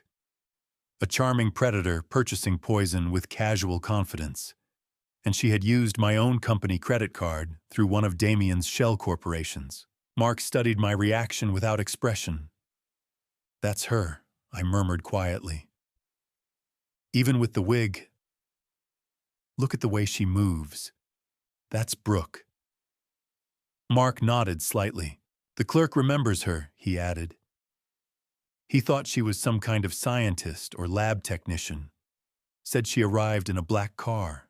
A wave of nausea rolled through me, not from the poison this time, but from the sheer depth of betrayal. Mark tapped the screen again, opening another file. The information that appeared made my pulse stop for a moment. "There's more," he said calmly. "Brooke hasn't just been buying chemicals." I looked up. "She's been consulting attorneys about rapid estate liquidation procedures," Mark continued. "And she's been meeting with a lawyer who specializes in international extradition." The meaning settled slowly like ice spreading through my veins. "They're not just waiting for you to die," Mark said. "They're already preparing to leave the country." I didn't wait for the garage door to fully rise before I accelerated the plan for Brooke's international flight, acting like a shot of pure adrenaline that temporarily masked the tremors in my hands. The city lights of Philadelphia blurred into a cage of neon, but for the first time I held the key. I arrived back at the Regency and executed the extraction with surgical precision. To solidify the decoy, I instructed Henry to drive the Regency town car straight to the airport and leave it in long-term parking, ensuring Brooke and her associates would believe we had already fled the state.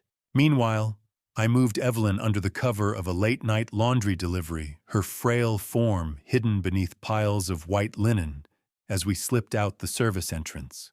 We drove in a nondescript sedan to my private villa at Rittenhouse Square, a secondary property I'd kept off the corporate books for decades. It was a place Damien hadn't set foot in since his mother's funeral, a limestone fortress forgotten by the very son who thought he knew all my secrets. As I helped her through the heavy iron gates and heard the comforting, heavy click of the villa's deadbolt, I felt the shift in her energy. The fortress was no longer a sterile hotel room, but a home. I had already commissioned a nursery to be built in secret, and as she stepped into the room, the smell of lavender and fresh paint greeted her. "It's beautiful, Conrad," she whispered, her fingers brushing the railing of the crib. "It smells like safety." Watching her face in that moment was the only payment I needed for the risk I was taking. He thought he was the hunter. He was just the dog chasing a scent I'd laid out in the mud. He didn't know about this place, and I intended to keep it that way.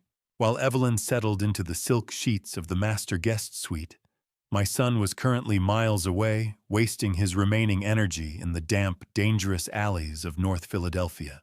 I had leaked a rumor through one of Gerald's less than discreet associates that a woman matching Evelyn's description was seen working at a 24-hour diner near Temple University. Mark Sullivan sent a brief surveillance clip to my encrypted tablet, and I watched with grim satisfaction. Damien looked frantic and disheveled, his designer coat stained by the gritty drizzle as he searched the slums. Does a father ever truly stop feeling the sting of his child's failure?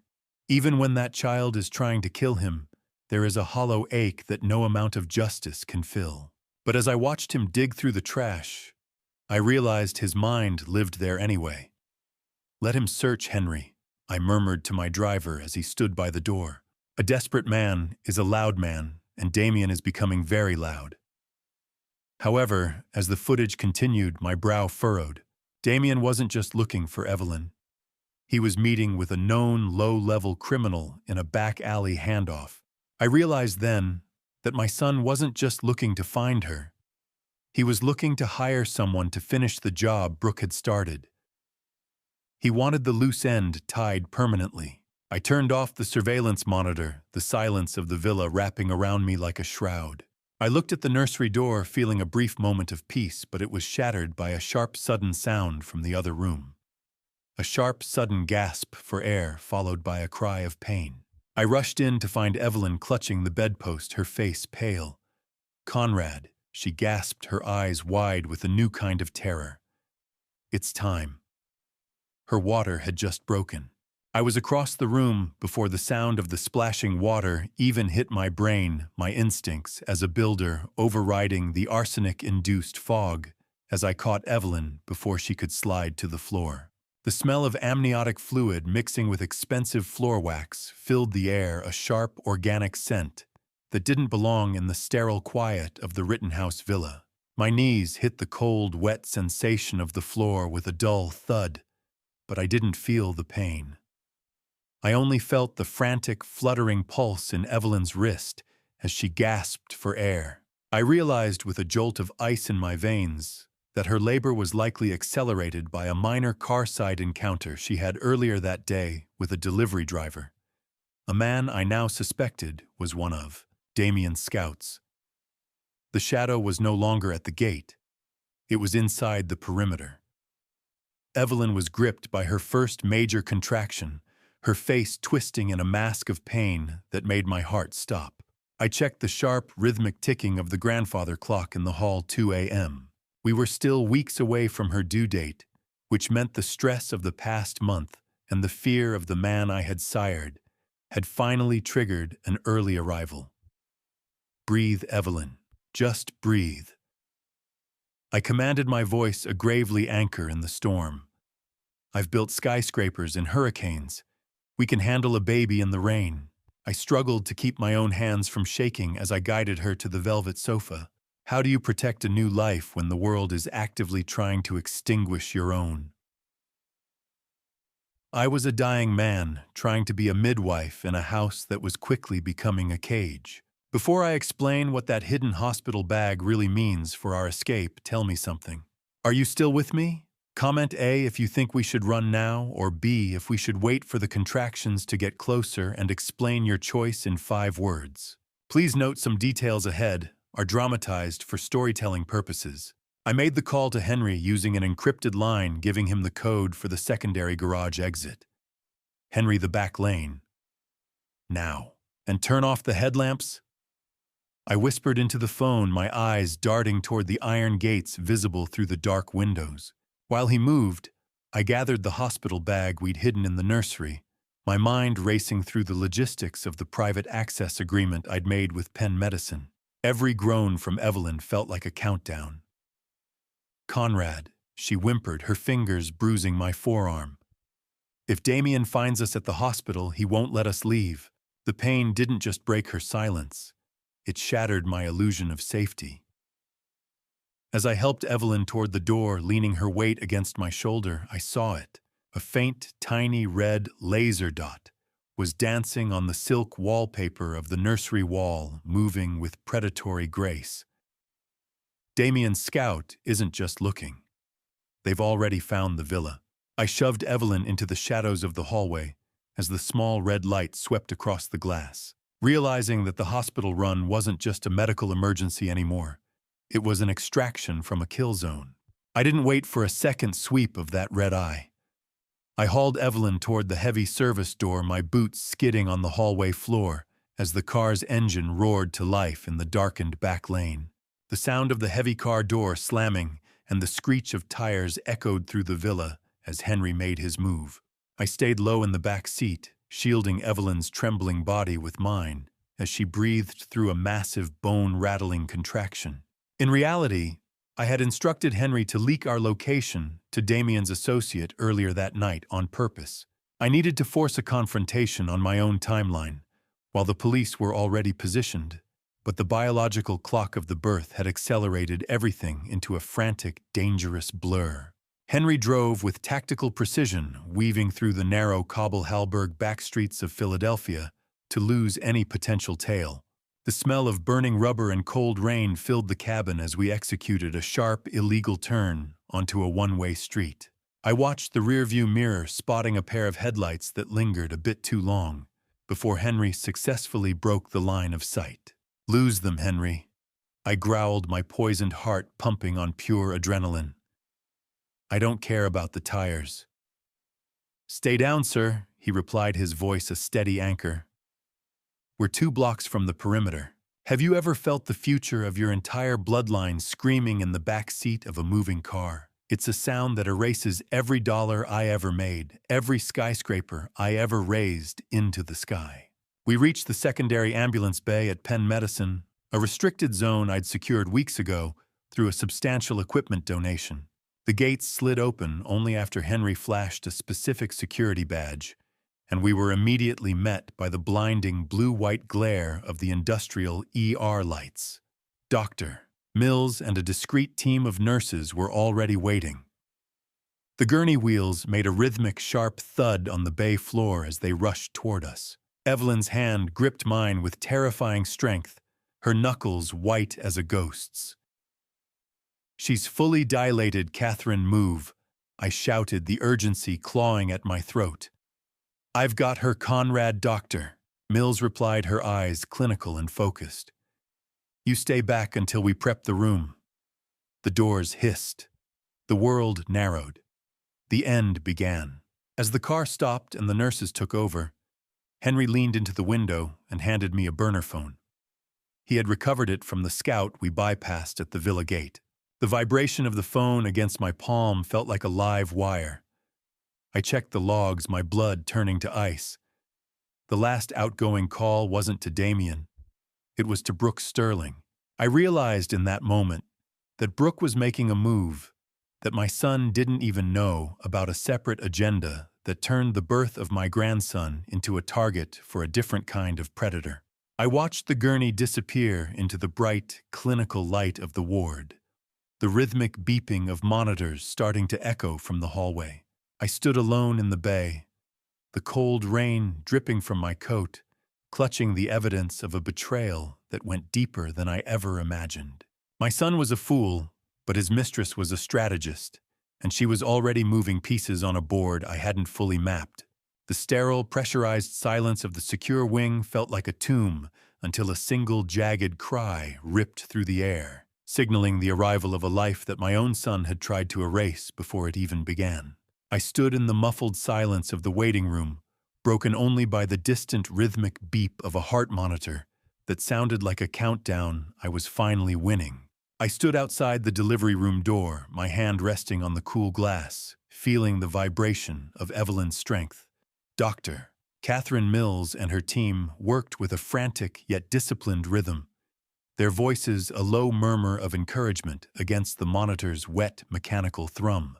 I watched through the narrow pane as Evelyn, pale and drenched in sweat, gave everything she had left to the world.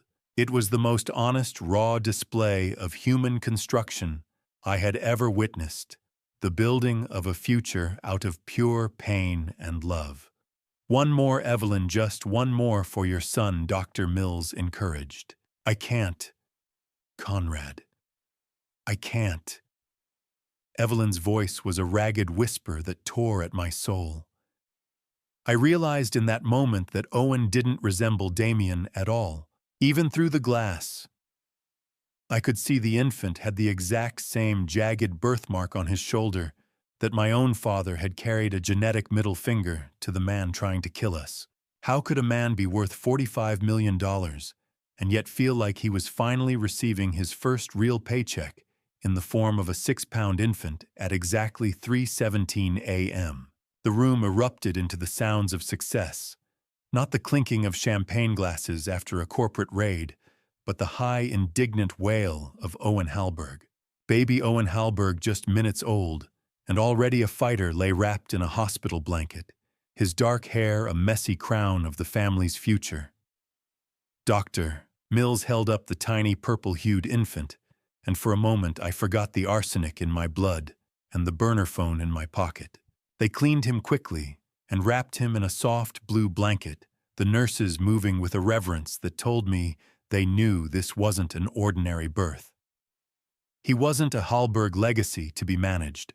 He was a human being to be loved. When Dr. Mills finally beckoned me inside, my legs felt like they were made of water.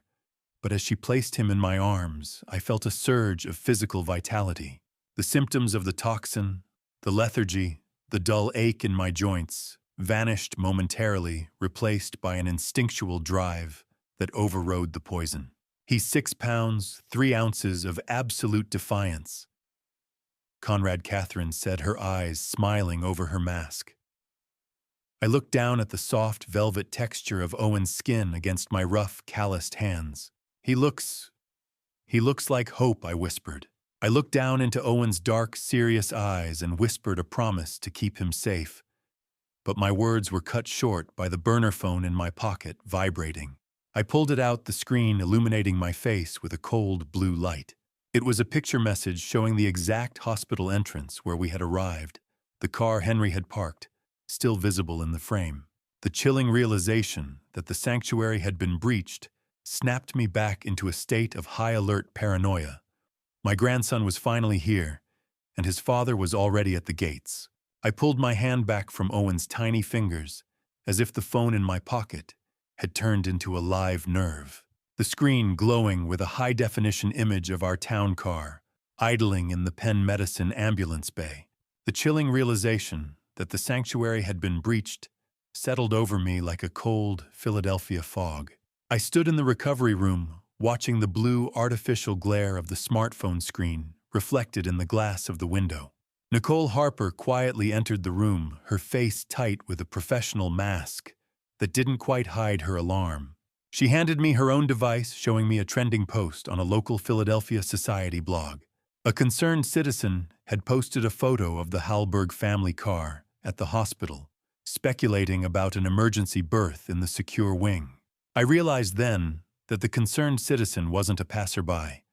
The angle was too perfect, taken from the security kiosk. The hospital's own night shift guard, a man I'd trusted to keep the perimeter, was clearly on Damien's payroll.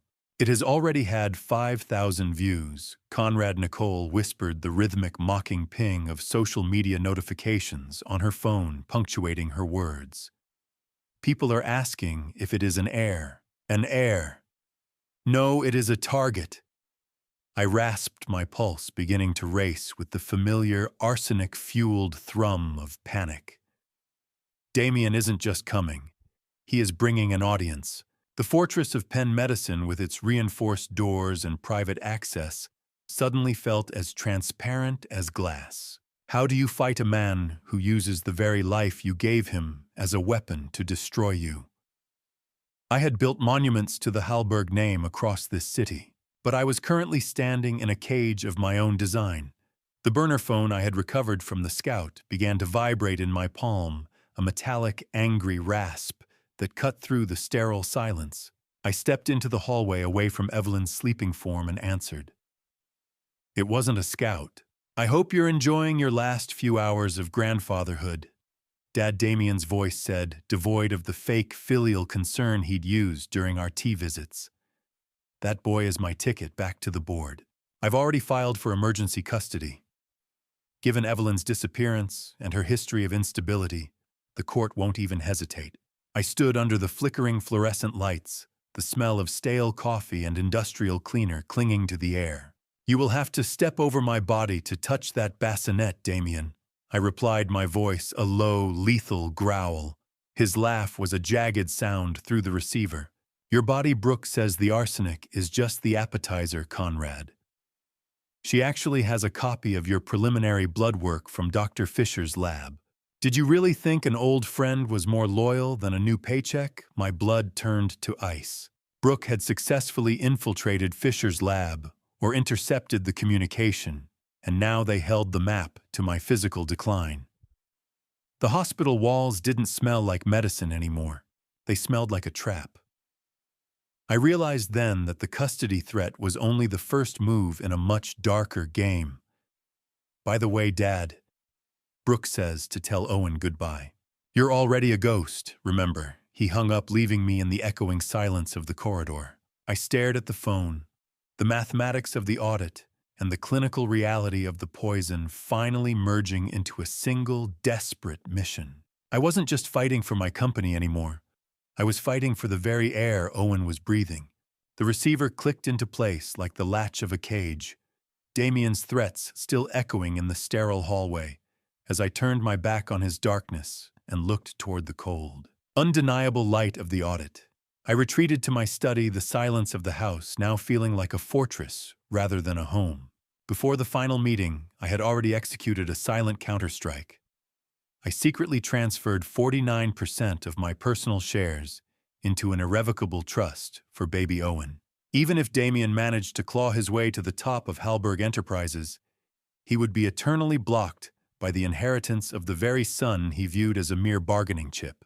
I sat at my desk, the blue, hypnotic glow of the spreadsheet on the screen illuminating the wreckage of my trust. Rebecca Sinclair arrived shortly after carrying the final bound reports with an expression as grim as a tomb Halberg. She laid out the digital map of the $753,000 theft, proving the money had been funneled into a Caribbean offshore fund tied directly to Brooke's biometric signature. I looked at the signatures Damien had forged, recognizing how he had used my own past contracts as a template for his betrayal. Every cent he stole was a brick pulled from the foundation of the house I built for him, and now I had the evidence to bring the whole structure down on his head. It is all here. Conrad, Rebecca said, her voice a sharp blade in the quiet room. The trail doesn't just lead to his door, it leads to his fingerprints. Good, I replied, staring at the smell of heavy ink and high-grade printer paper. I want him to see the exact moment the money he killed for vanishes. Is it still murder? If the person you're killing is the memory of who you thought your son was, I felt a calculating dominance over the situation, a death of paternal mercy that left me cold and precise. I began the final phase of setting the trap. I composed a short clinical text message to Damien, inviting him to the presidential suite at the Regency to discuss a final settlement for Owen's future. I knew his greed would outweigh his caution. The lure of a corporate surrender would be too much for him to resist. I coordinated with Mark Sullivan and Detective Ramirez, ensuring the suite was wired for sound, and the arrest team was positioned in the adjoining room. I looked at the medical file on my desk, the toxicology report that proved he was a murderer, and I felt a cold, terrifying peace settle over me. Regency Hotel, Suite 4001. Tomorrow at noon. Bring Brooke, I typed. The trap was set. The bait was the one thing he loved more than life, my money. He'll come, Conrad, Rebecca whispered as she prepared to leave. Men like him always show up to claim their prize. But as she reached the door, she paused, handing me one last document she had uncovered. My heart gave a sickening lurch as I read it. Brooke had already tried to cash out my $10 million life insurance policy using a forged notice of terminal illness signed by a doctor she had bribed. They weren't just waiting for the arsenic to work. They were already spending the payout. My thumb hovered over the send button, my heart hammering a rhythm of pure distilled justice as I sent the invitation to the reckoning my son never saw coming. The cold, mechanical vibration of the phone after the message was sent was the only sound in the room. The fragrance of polished wood and fresh lilies filled the Regency suite, but I knew it was nothing more than a carefully crafted illusion. Beneath that pleasant scent lay the silent machinery of a trap I had spent the last 72 hours designing with the same meticulous precision I once used to lay the foundations of skyscrapers. I stood alone in the center of the room, my thumb tracing the edge of my phone where I had sent the final message inviting Damien to this meeting. Even the flowers had been chosen with purpose. The lilies lining the table were not decorative. Their thick, sweet fragrance triggered a mild allergic reaction in Brooke Sterling. It was a small but deliberate irritation meant to unsettle her and keep her distracted. I took a final look around the suite. The pinhole cameras Mark Sullivan had installed were hidden within the room's decor, and the directional microphones were carefully positioned along the walls. Everything was active. Everything was recording. Satisfied, I moved behind the massive mahogany desk at the center of the suite. Its smooth surface felt cool beneath my fingertips. I positioned my hand deliberately under the light of the desk lamp, allowing the faint tremor I had practiced to become visible. It was the performance of a frail, dying man, exactly the image Damien expected. Behind the closed door of the adjoining bedroom, Detective Ramirez waited silently. He was positioned like a shadow, ready to step forward the moment I gave the signal that would end my son's freedom. "Is the feed live, Mark?" I murmured quietly into the collar of my shirt. The reply came through the small transmitter with a soft crackle. "Loud and clear, Conrad. The moment they walk in, everything is recorded." The faint ticking of a hidden clock somewhere in the room echoed through the silence. It sounded like the countdown to a controlled demolition. "How do you invite the people planning your murder to sit down for lunch?" Apparently with a polite smile and a bottle of 30-year-old scotch, they would never have the chance to drink. The suite remained silent on the 40th floor, the air heavy with tension. It felt as though the atmosphere itself had thickened just before a storm. At precisely noon, the double mahogany doors swung open. Damien entered, first Brooke at his side. They moved with the easy confidence of people who believed victory was already theirs. Damien's posture was relaxed, almost triumphant. He looked healthier than I had seen him in weeks, his arrogance fueled by the assumption that within minutes he would control everything I had built. I didn't stand to greet them. Instead, I simply gestured toward the velvet chairs across the desk. Brooke's eyes immediately swept the room, searching for any sign of Evelyn. When she noticed the lilies arranged along the table, her nose wrinkled slightly at the scent. I noted the reaction with quiet satisfaction. "You look remarkably alive today," Dad Damien said with a faint smile. His tone was thick with that artificial concern he had used to manipulate me for months. "Let's finish the paperwork so you can finally rest. You've done enough." I leaned slightly forward, resting my hands on the desk. "I'm afraid the only thing ending today, Damien," I said calmly, "is your illusion of inheritance." I opened the desk drawer and removed a thin medical file. The documents inside contained more than a diagnosis. They contained proof. I slid the toxicology report across the polished surface of the desk. The dry sound of paper moving across wood echoed in the silent room, like the final card in a game they didn't yet realize they had already lost. Brooke reacted instantly. Her hand shot forward, fingers trembling slightly, as she tried to grab the document before Damien could read the bolded conclusion signed by Dr. Fisher. But I was faster. My hand closed firmly around her wrist. The strength in my grip shattered the illusion of weakness I had been performing for months. Her eyes widened as she read the words printed on the page, "Lethal intent, confirmed by systematic dosage." The color drained from her face. Across the desk, Damien stared at us in stunned silence. His mouth slowly fell open as the truth finally reached him. I met his gaze calmly. The boy I once raised was gone.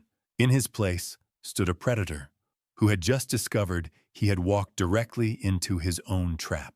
I didn't blink as Damien's fake concern dissolved into the shrill, desperate laughter of a man who realized the ground he was standing on had already been rigged to collapse. "You think you're so smart, Conrad? He spat the nervous chuckle dying in his throat. "You're a dying old man.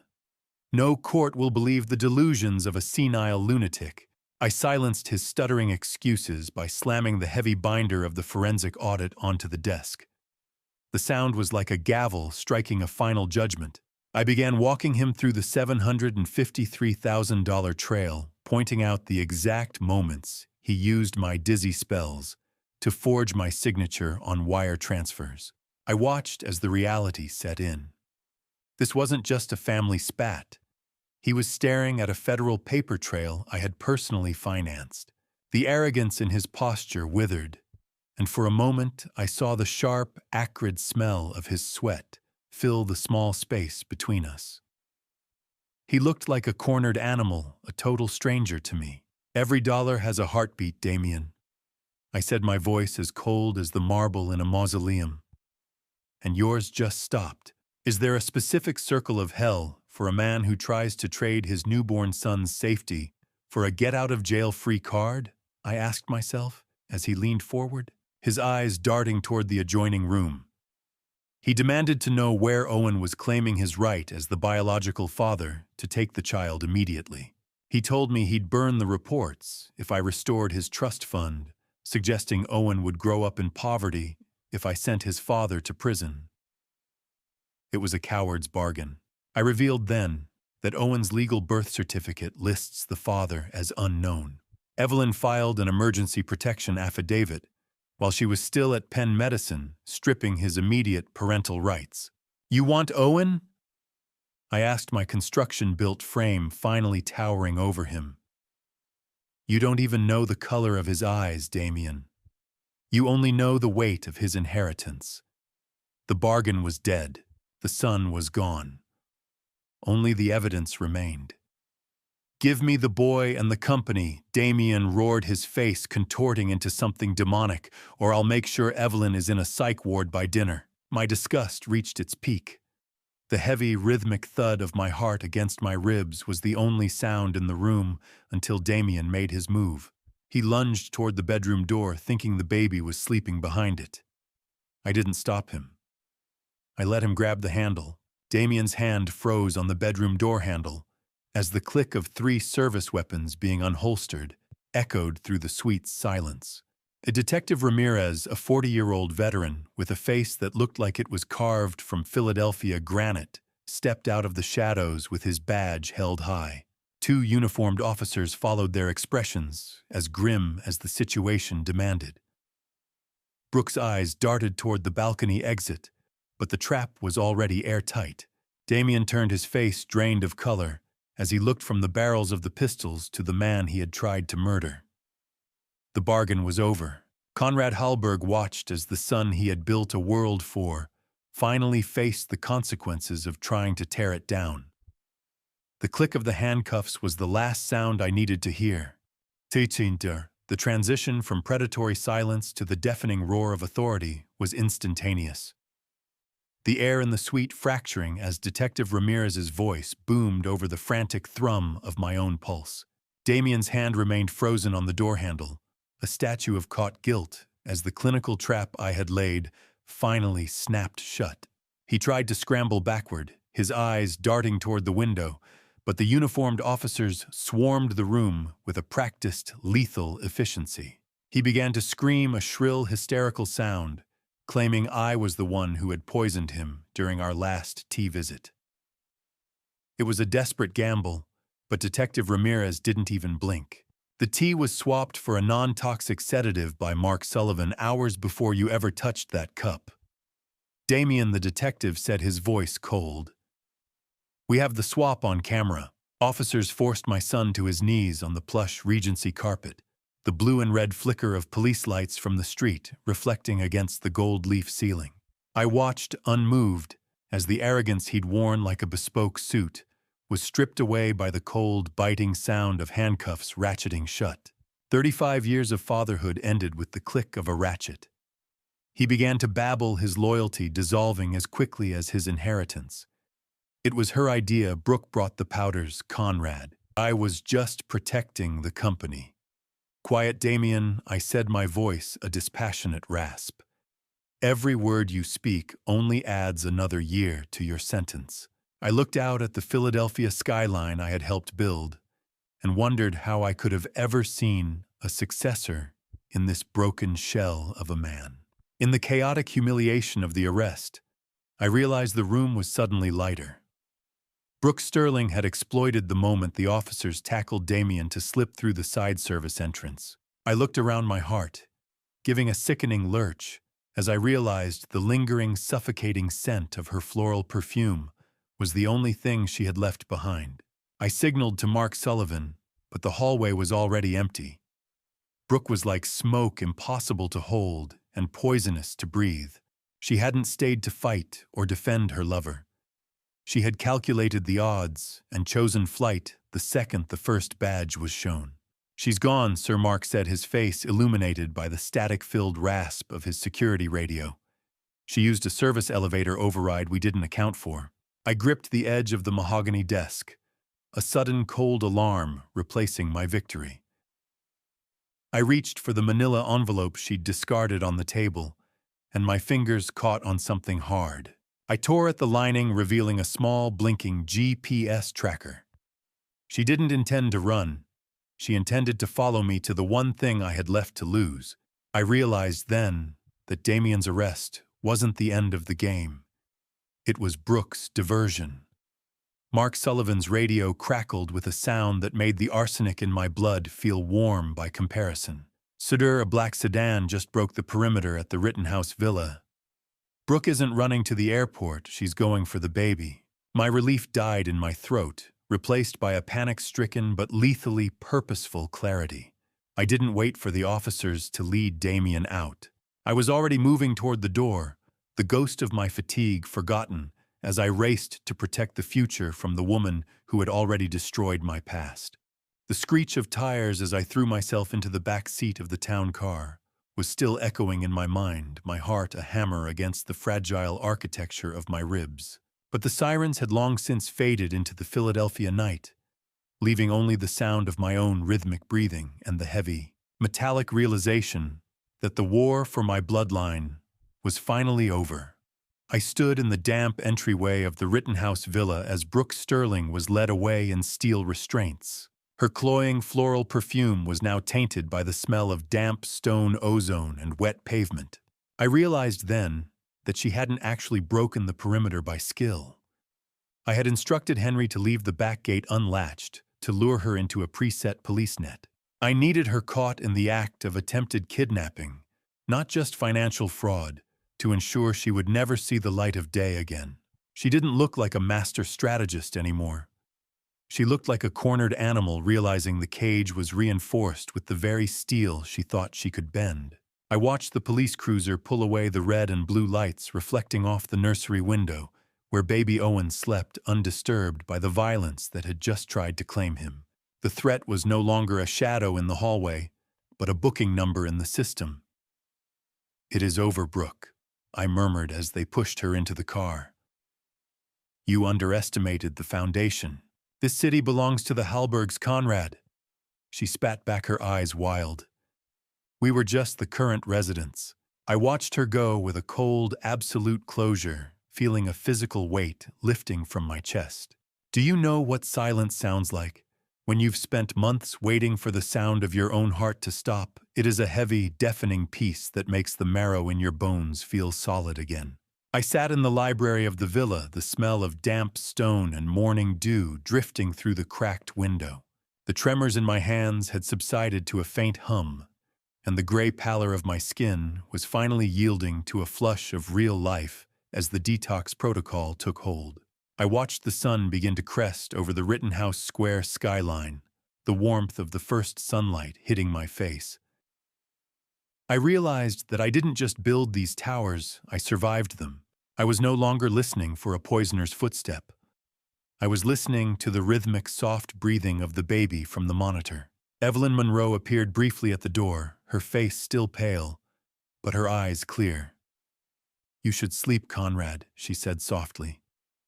"You look like you're finally back." "I will," I replied.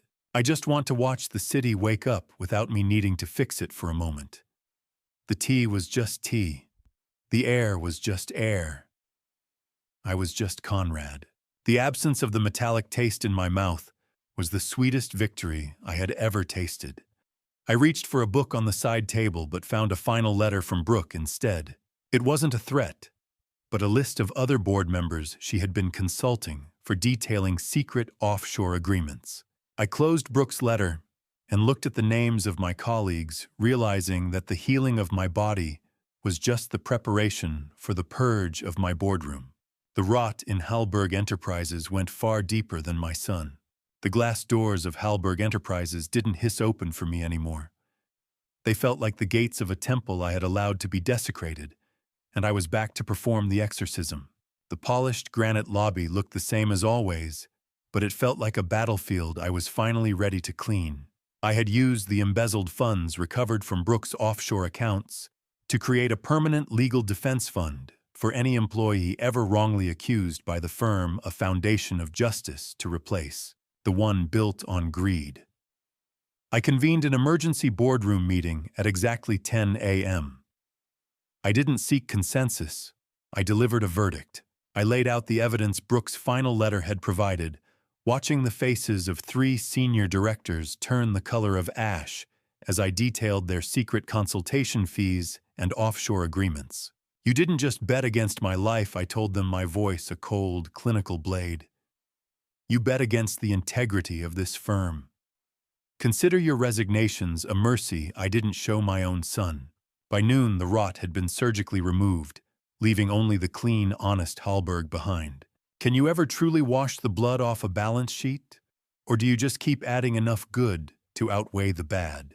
I stood in the lobby at 2 p.m. The smell of floor wax and expensive cologne, a sharp reminder of the world I had built. Leo Grant, a 30-year-old father of 2, with the tired eyes of a man who had spent months defending a ghost of a reputation, walked in, clutching his briefcase like a shield. Marcus Thorne, younger and more brittle than Leo, looked around the lobby as if he expected the walls to collapse on him at any moment.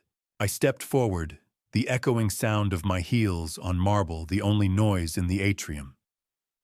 I handed them each a cool, heavy settlement envelope and a senior management contract. I didn't just bring you back for your skills, Leo, I said, looking into his eyes. I brought you back for your honor. Looking into their eyes, I saw the exact moment their dignity was restored, a construction project far more important than any skyscraper I had ever designed. 30 years to build, 1 morning to clean. My real legacy wasn't the buildings, but the people I had failed and then fought to save. Later that day, I attended Damien's sentencing hearing. The blinding, honest sunlight through the courtroom glass felt like a physical weight. Damien attempted to blame my parenting for his crimes, but the judge revealed that I had actually set up a secret scholarship fund in his name decades ago, a fund he had been siphoning from since his college days. As the bailiff led him away to begin his 15-year sentence, he stopped and looked at me, his eyes filled with a terrifyingly clear recognition. "You're still a Hallberg dad." He hissed, his voice a ragged shadow of the one that used to laugh at my dinner table. "You just traded a son for a stranger's baby."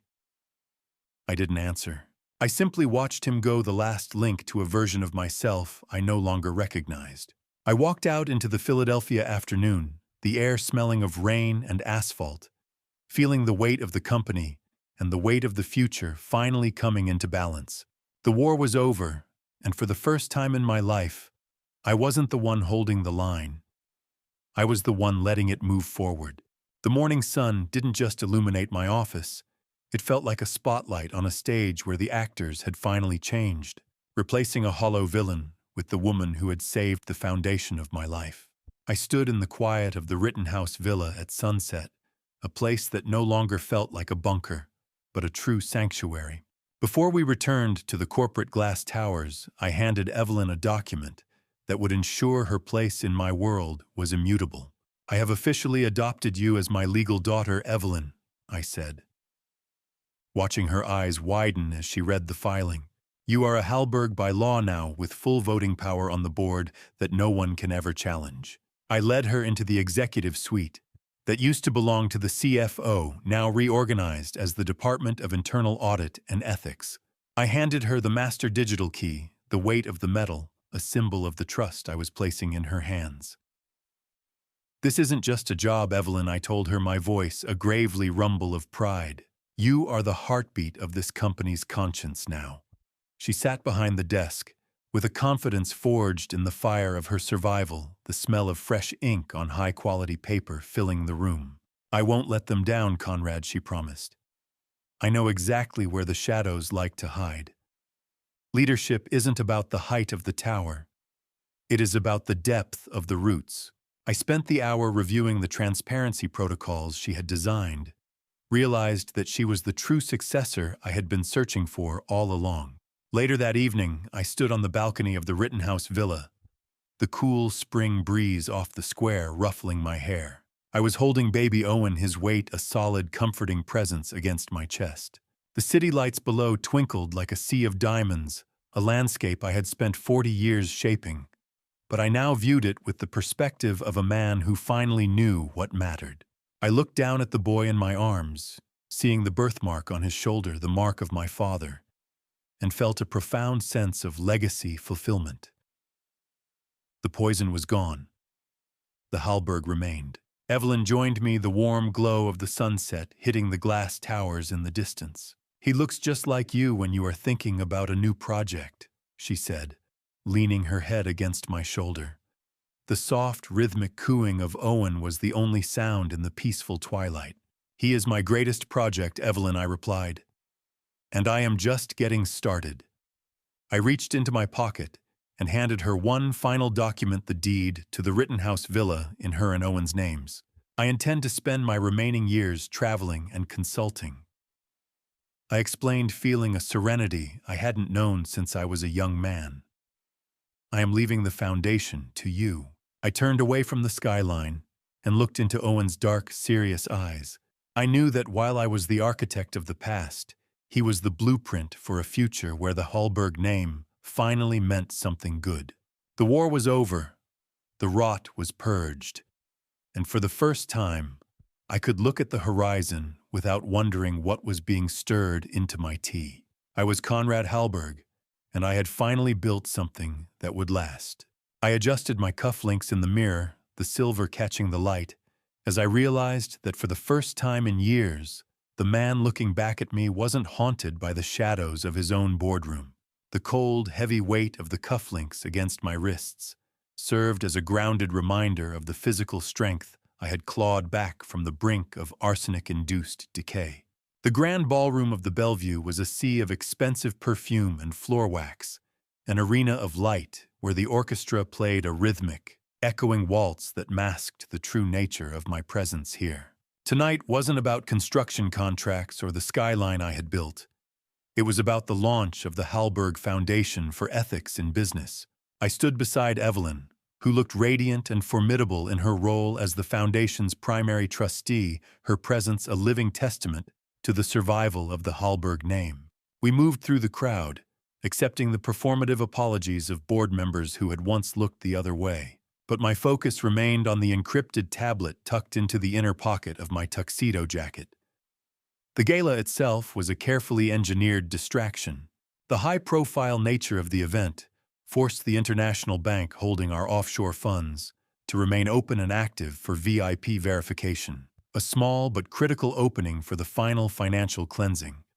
I lead a quiet life now, but I haven't forgotten how to dismantle a structure. "You've done it," Conrad Evelyn whispered, as we paused near the champagne fountain.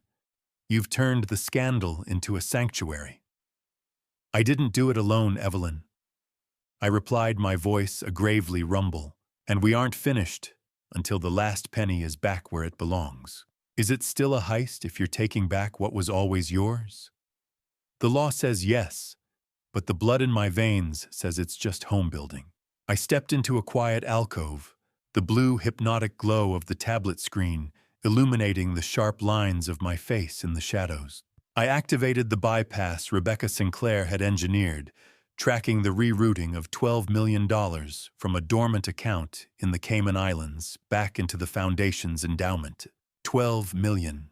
Every cent was a drop of sweat from a laborer's brow, stolen by a son who saw them as numbers on a ledger. I watched the progress bar crawl toward completion, my heart steady and sure. As the transfer complete notification flashed, I felt the final knot of tension in my chest unravel, replaced by a surge of vitality that the poison had once tried to steal. "Checkmate, Brooke," I muttered to the empty alcove. "Wherever you are." But as I reviewed the final logs of the transfer, my eyebrows pulled together in a sharp, investigative frown. I discovered that a significant portion of the recovered millions hadn't just been siphoned from Halberg Enterprises.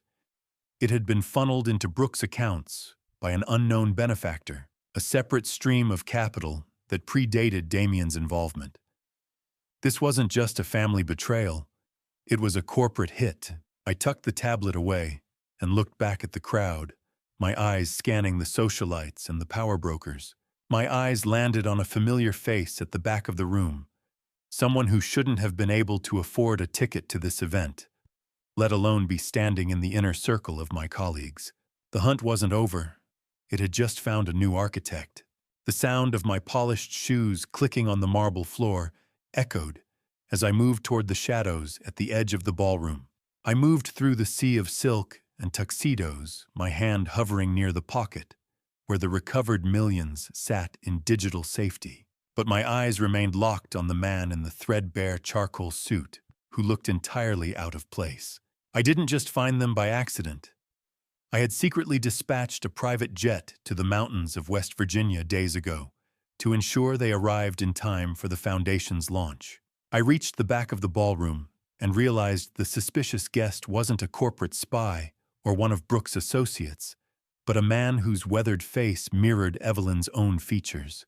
Silas Monroe, a man with hands like cracked leather and a suit that smelled faintly of cedar and wood smoke, stood tall, despite the weight of the city pressing down on him. Beside him stood Martha Monroe, a small bird-like woman whose eyes possessed a sharpness that suggested she had spent a lifetime looking for truth in the dark. "We aren't here to cause trouble, sir." Silas said, his voice a low rumble of mountain thunder. "We just heard on the news. We thought we saw our Evelyn." "You aren't trouble, Silas," I replied, my voice softening as I reached out to touch his scratchy, work-hardened hand. "You're exactly what this family is missing. Why do we spend millions on art and architecture when the most beautiful structure is a father finally holding his daughter again?" I guided Silas and Martha through the crowd, ignoring the whispers of the elite, as I led these simple, honest people toward the center of the room where the orchestra was playing a slow, rhythmic ballad. When Evelyn saw them, she froze, the high society mask she'd worn all night shattering instantly. The champagne glass in her hand trembled, the liquid blurring with the lights through her sudden tears. "Mom, Dad, how did you get here?" she whispered, her voice breaking. "Mr. Halberg sent for us, honey," Martha said, her voice trembling with a visceral relief. "He said you were a hero." The diamonds in the room were fake compared to the raw tears on Martha's face. The reunion was visceral, a collision of West Virginia coal dust and Philadelphia marble. I watched as they embraced, realizing that my greatest achievement wasn't the construction of the foundation, but the demolition of the walls that kept this girl from her home. I sat back and watched the healing, the first real foundation I had ever built that wouldn't ever crumble. But as the crowd began to drift away, Silas pulled me aside, his expression darkening. He reached into his pocket and pulled out a crumpled check, one my son had written, that never cleared. He told us if we didn't sign a paper saying Evelyn was unstable and a habitual runaway, we'd never see her alive again, Silas whispered, his eyes filled with a weary, ancient pain. "He tried to buy our silence, Conrad. He tried to buy our daughter's life." I took the paper, the cold reality of Damien's depravity hitting me one final time. Even at the end, I was still finding the shards of the glass he had broken. The golden Philadelphia sunlight filtered through the ancient oaks, casting long, peaceful shadows that made the frantic, arsenic-laced nightmare of the last year feel like a story told about a man I no longer recognized. I sat on a sun-baked park bench in Rittenhouse Square, my hands steady and warm in the September heat. I watched Evelyn walk Owen in his stroller, the Monroe parents trailing behind them, with a look of quiet wonder at the city they once feared. There were no bodyguards in sight, only the invisible shield of the peace I had spent my fortune to build. I had officially dissolved Halberg Enterprises as a public entity weeks ago, taking it private so that the family never again has to answer to a board of directors that values profit over people. The corporate machine was dead. The family legacy had finally begun to live. Silas Monroe sat beside me, the scent of dry leaves and wood smoke clinging to his coat. "You look like a man who is finally retired from the war, Conrad," he said, his voice a low rumble of mountain thunder. "I didn't retire, Silas," I replied, my voice a gravely rumble of contentment. "I just finally won the only territory that mattered. The air didn't taste like hospital bleach or bitter tea anymore. It tasted like the beginning of something that wouldn't be built of glass and steel, but of blood and time. I used to think a legacy was a skyscraper. I was wrong. It is a small hand that won't let go of yours in the sun." Evelyn brought Owen over to the bench, the faint scent of her simple soap drifting in the spring breeze. She lifted him from the stroller and placed his small, warm weight into my lap. As I looked down at his dark, curious eyes, he reached out a tiny, uncoordinated hand and gripped my index finger with a strength that caught me off guard. "He has got your stubbornness, you know," Evelyn said with a soft laugh. "He won't let go." "Good," I whispered, feeling a profound physical and emotional anchor in that small, fierce grip. A Halberg should know when he is holding on to something worth keeping. In that moment, I felt the final traces of the poison leave my soul, replaced by a legacy that didn't require a boardroom to validate. He squeezed. I breathed. We began. I looked down at his tiny wrist and froze. There, hidden in the folds of his skin, was a faint birthmark in the exact shape of a corner Halberg, a final miraculous sign that this child was the true foundation of the new Halberg legacy. It was a genetic seal of approval from the generations that came before me, a mark that bypassed the rot of my son and linked me directly to the future. I looked up at the Philadelphia skyline I had built, the glass towers shimmering in the distance like diamonds. Then I looked back down at the boy in my arms, realizing that while I had spent my life building for the city, I was finally spending my days building for the soul. The distant, happy murmur of the city on a Sunday afternoon was the only soundtrack I needed. I closed my eyes, the warmth of the sun and the weight of my grandson finally balancing the scales of a life I had almost lost. I was Conrad Halberg, and for the first time I was home. The city lights began to pulse like a slow, electric heart beneath me. But my focus remained on the ink drying on the page, the final blueprint of a man who had survived his own collapse. I stood alone on the balcony of the Rittenhouse villa at twilight, the cool evening air of Philadelphia carrying the distant low hum of city traffic.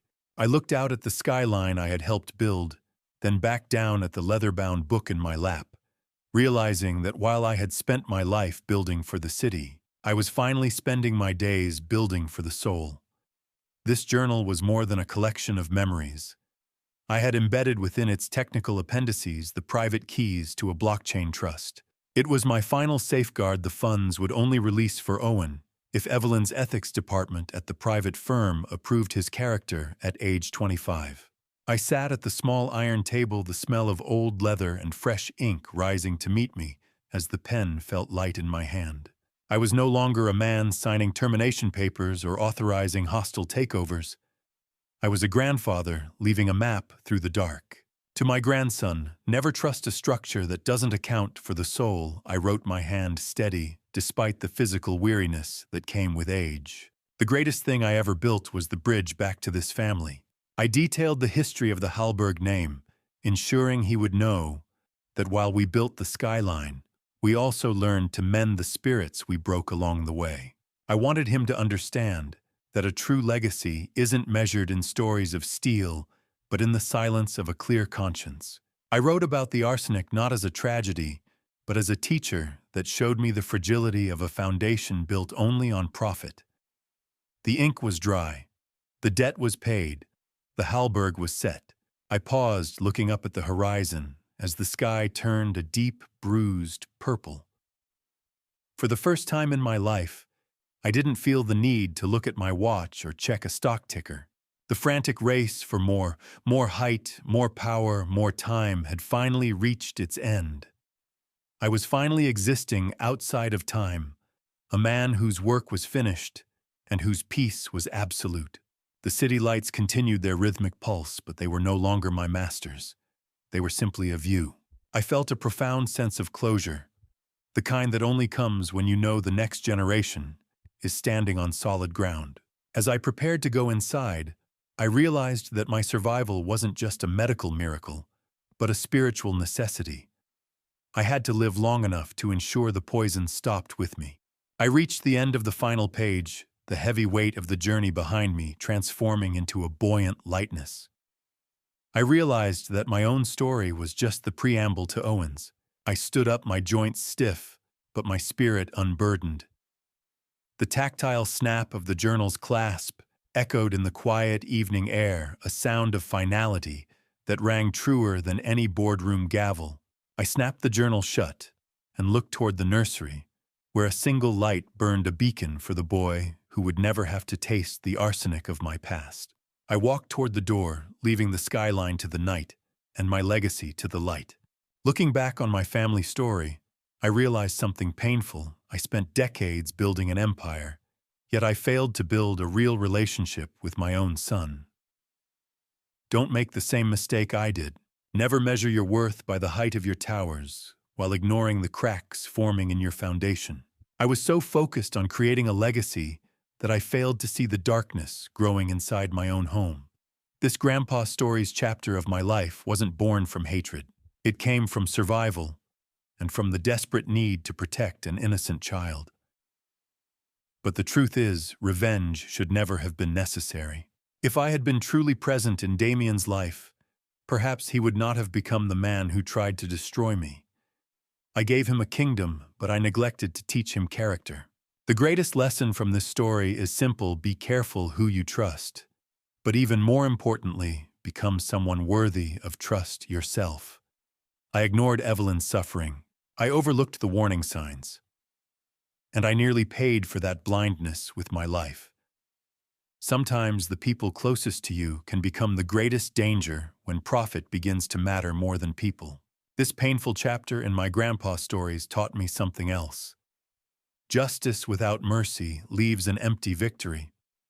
Yes, I stopped Damien, but I also lost a son in the process. That loss is a wound no fortune can ever repair. I believe the Lord's timing was not accidental. He allowed the truth to surface before everything was destroyed. God does not only save us from our enemies, sometimes He saves us from the consequences of our own blindness. So if you are listening to this family story, remember this: do not wait until the poison is already in your bloodstream before you examine the people around you. Protect your peace, verify your trust, and never assume that blood alone guarantees loyalty. This chapter of my Grandpa Stories saved my grandson Owen, but it also left scars I will carry for the rest of my life. In the end, the tallest building in the world means nothing if it stands on a foundation of lies. Thank you for walking with me through this entire journey. After hearing this family story, I would truly like to know your perspective. If you found yourself betrayed by your own family, what would you choose: revenge, forgiveness, or something in between? Share your thoughts in the comments. Your voice matters more than you think. If this story's journey touched you emotionally or made you reflect on your own relationships, consider subscribing so you don't miss future stories about trust, betrayal, and redemption. And one final reminder: although this narrative draws inspiration from real-life themes of family conflict and corporate betrayal, certain elements have been dramatized to strengthen the storytelling experience. If this style of content isn't for you, feel free to explore other stories that may resonate more with your interests.